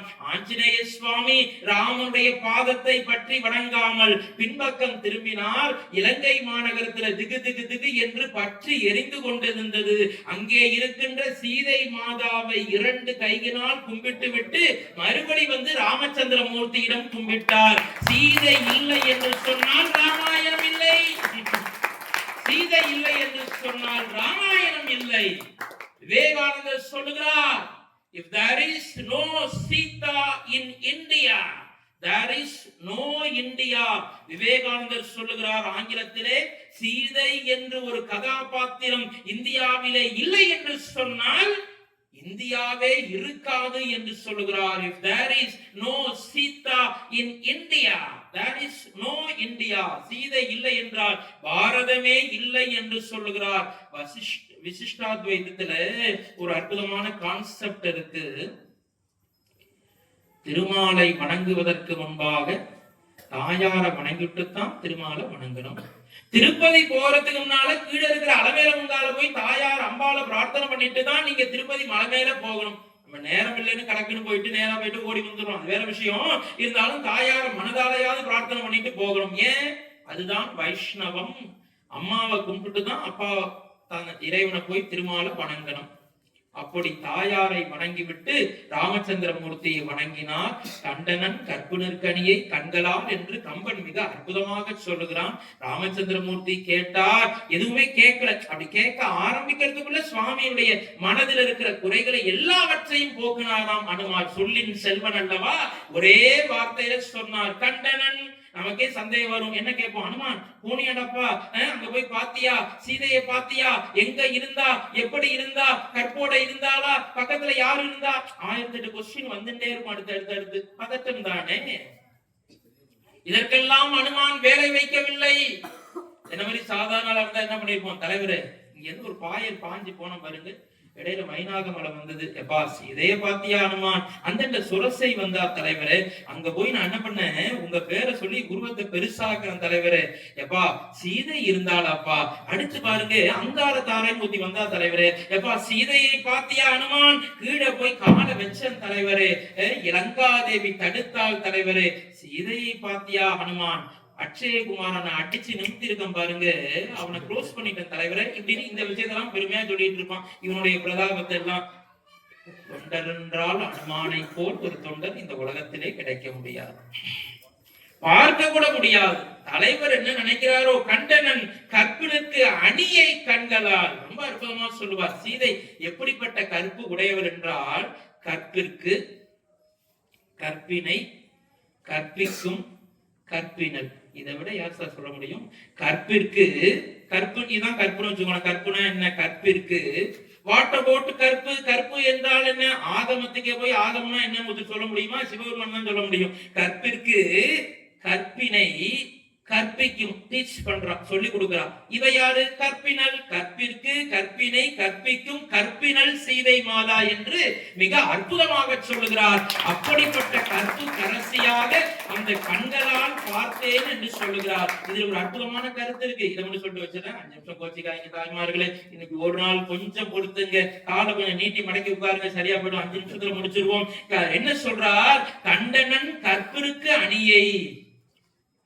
கற்பு கரசிகள் மனைவியினுடைய இந்த கண்கள்ல பார்த்தா கணவனுடைய உருவம் தெரியுமா? ராமச்சந்திரமூர்த்தியுடைய கண்களை பார்த்து பேசுகின்ற அனுமான் பார்த்தார். ராமச்சந்திரமூர்த்தியுடைய கண்களிலே சீதை மாதா இருந்தால், சீதை மாதாவை அசோகவனத்திலே அனுமார் பார்த்தார். சீதையினுடைய கண்களுக்குள்ளே ராமச்சந்திரமூர்த்தி இருந்தார். இந்த கதையை ஒரு சொற்பொழிவுல சொல்லிட்டு நேரம் அந்த சொற்பொழிவுக்கு தெரியாதமா மனைவி வேற அழிச்சுன்னு போயிட்டனா ஆத்துக்காரிய. வீட்டுக்கு வந்தோடனே சக்குன்னு அப்படியே புளித்தோலோட பிடித்தார் சட்டையை. எங்க இங்க வாங்க பாப்போம், என்னமோ மேடையில வக்கனையா பேசுனீங்களே, இங்க வாங்கன்னா அப்படின்னு சொல்லி எங்க கண்ணாடியை கைட்டினேன். என்ன பண்ண போற? ஒண்ணும் கண்ணை குத்த மாட்டான், பயப்படுங்க, கண்ணை நல்லா திறக்க பார்ப்போம் அப்படின்னா என் மனைவி. எங்க அதுல நான் தெரியறேன்னா பாரு, உன்னை நான் விடல, உன்னோட கண்ணுல நான் தெரியறேன்னு சொல்லி கொஞ்சம் ஏத்தி விட்டேன். இப்போ அப்படியே விட்டுருவாளாக்கணும்ட்டு. இதெல்லாம் நீங்க சொல்லாதீங்க, அது எனக்கு தெரியும். எங்க உங்க கண்ணை பாக்குறோம் அப்படின்னு அவளாவே சொன்னா, எங்க அக்கா தான் தெரியறாதுல்ல. சும்மா ராமச்சந்திரமூர்த்திக்கு ஒண்ணு விட்ட அக்கா இருக்கு, அவதான் தெரியுதா அப்படின்னு சொன்னா எனக்கே பக்குனது தெரிஞ்சு போச்சு உள்ளுக்குள்ள. ராமச்சந்திரமூர்த்திக்கு. அதனால இலக்கியத்தில் இருக்கிற ஒரு சுவையான பகுதி இது. ஆகவே அந்த கணவன் மனைவியுடைய கண்களுக்குள்ள சீதையும் மனைவியும் தெரிவார்கள் என்பது இலக்கியத்தில் சொல்லப்பட்டிருக்கிறது. இப்படி அந்த சுந்தரகாண்டம் கதை பகுதி நிறைவு பெறுகிறது. எல்லோரும் சேர்ந்து தனுஷ்கோடி என்ற பகுதி முடிஞ்சிடமா, தனுஷ்கோடி என்ற பகுதிக்கு வந்தார்கள். இது ராமேஸ்வரத்தில், நீங்க எல்லாம் ராமேஸ்வரம் போயிருப்பீங்க. 22 கிணறுல குளிச்சுட்டு கடல்ல குளியல போட்டு சாமியை பார்த்துட்டு பிரதான சாப்பிட்டு பஸ் ஏறி இருப்போம், ட்ரெயின் ஏறி இருப்போம். இனிமேல் நீங்கள் ராமேஸ்வரம் போனால் அவசியம் இந்த தனுஷ்கோடி போக வேண்டும். தனுஷ்கோடிக்கு இப்ப 9-18 கிலோமீட்டர் நினைக்கிறேன். நல்ல சூப்பரா டபுள் ரோடு போட்டு வச்சிருக்கிறார் பிரைம் மினிஸ்டர். நல்ல வண்டியே காரே இது வரைக்கும் போகலாம், கடைசி வரைக்கும் போய் ரவுண்டானா இருக்கு, அதுல போய் நாம சுத்திட்டு திரும்பி வரலாம். அங்கதான் தர்ப்பண காரியங்கள் எல்லாம் தனுஷ்கோடியில பண்றோம். அங்கிருந்து ராமர் பெயரினால் பாலம் அமைத்து இலங்கைக்கு வர இருக்கிறார்கள். பாலம் கட்டி கொண்டிருக்கின்ற வேலை நடைபெறுது.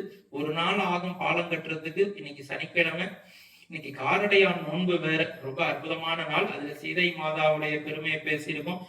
ரொம்ப நன்றி, தேங்க்ஸ் அண்ணா. யதார்த்தமா அது ஆதி விநாயகர் மனசுல சீதை மாதாவுடைய பெருமையை, காரடையான் நோன்பு அந்த கதை எடுத்தோம்னா நேரம் போயிடும், சத்தியவான் சாவித்திரி கதை மாதிரி நீண்டு போயிட்டு இருக்கும், அது போகட்டும். அதனால இந்த காரடையான் நோன்பு கணவனுடைய பாதுகாப்பிற்காக மனைவிகள் இருக்கின்ற அந்த நோன்பு இருக்கின்ற அடை செய்து இருக்கிறது, அது ஒரு பக்கம் இருக்கட்டும்.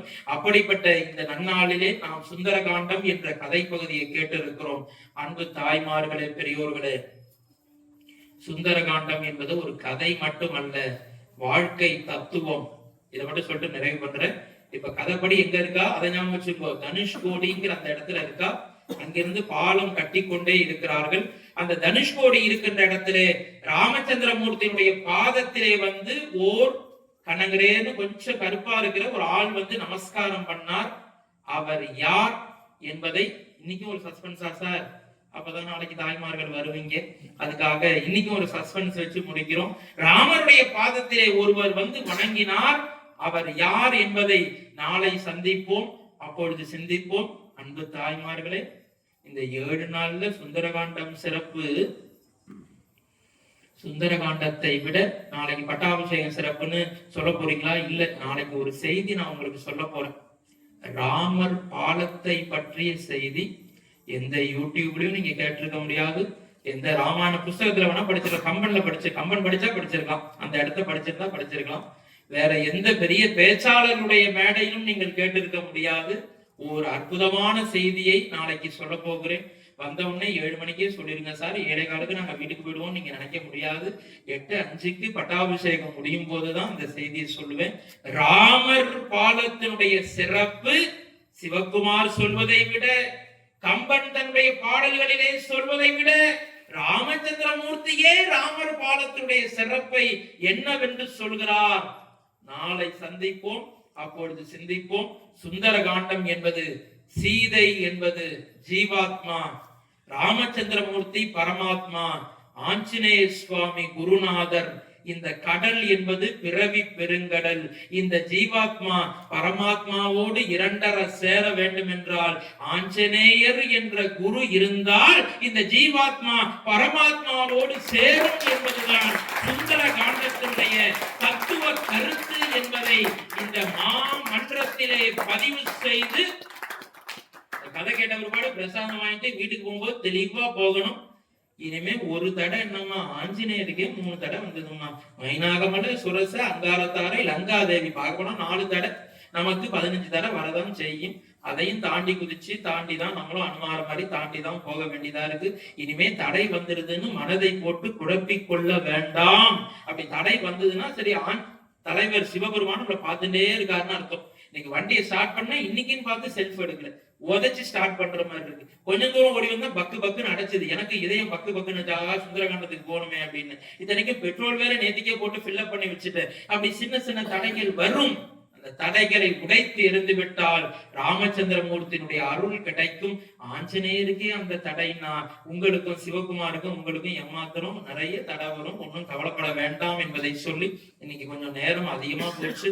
தயவு செய்து எல்லோரும் என்னை மன்னித்துக் கொள்ளுங்கள். உங்களெல்லாம் ரொம்ப உட்கார வச்சு சிரமப்படுத்துறேன். பாவம் அண்ணன் அங்க வெளியில பணியிலே உட்கார்ந்துருக்காங்க வடிவேலன் எல்லாரும். அதனால தப்பா நினைச்சுக்க வேண்டாம். நாளைய தினம் 7 மணிக்கு தான் போதும். நம்ம முன்னாடி பிளான் போட்டு கிழிச்சது போதும். அதனால 7 மணிக்கே நம்ம ஆரம்பிச்சுப்போம். 7 to 8, 10 அந்த நீங்க வீட்டுல விளக்கேத்திட்டு ஒரு 6:45 வந்துருங்க. 7 மணிக்கு நாளைக்கு கொஞ்சம் ரிலாக்ஸா பேசுவோம். ராமர் பட்டாபிஷேகம். நான் அந்த சண்டை கதை நிறைய அதை ரொம்ப எலாபரேட் பண்ணி சொல்ல மாட்டேன். முக்கியமான செய்திகளை சொல்லிட்டு நாம ராமர் பட்டாபிஷேகத்தை பூர்த்தி பண்றோம். விளையாட்டாக ராமர் அவதாரம் பண்ணி சீதை கல்யாணம் பண்ணி பாதுகா பட்டாபிஷேகம் ஜராயு மோட்சம் சொல்லின் செல்வன் சொல்லி இன்றைக்கு 6வது நாள் சுந்தரகாண்டம். நல்லா பிரார்த்தனை பண்ணிட்டு வீட்டுக்கு தெளிவா போங்க. இந்த நாள் உங்களுக்கு இனிய நாள். இந்த நாளிலிருந்து உங்களுக்கு எல்லாம் வெற்றி மீது வெற்றி வந்து உங்களை சேரட்டும். அதை வாங்கி தந்த பெருமை எல்லாம் ஆதி விநாயகரையும் ஆஞ்சநேயரையுமே சேரட்டும் என்று சொல்லி வெற்றி மீது வெற்றி வந்து என்னை சேரும் உங்களையும் சேரும். அதை வாங்கி தந்த பெருமை எல்லாம் ஆதி விநாயகரையும் ஆஞ்சநேயருமே சேரும். ராமச்சந்திரமூர்த்திக்கு, வீரபாண்டியாருக்கு, ஆஞ்சநேய சுவாமிக்கு. பிரசாதம் பெற்றுட்டு அவசியம் போங்க. சுந்தரகாண்டம் பிரசாதம் வாங்க போகக்கூடாது. ராம ராம ராம ராம ராம ராம ராம ராம ராம ராம சீதா ராம ராம ராம ராம ராம ராம ராம ராம ராம ராம ராம ராம சீதா ராம ராம ராம ராம ராம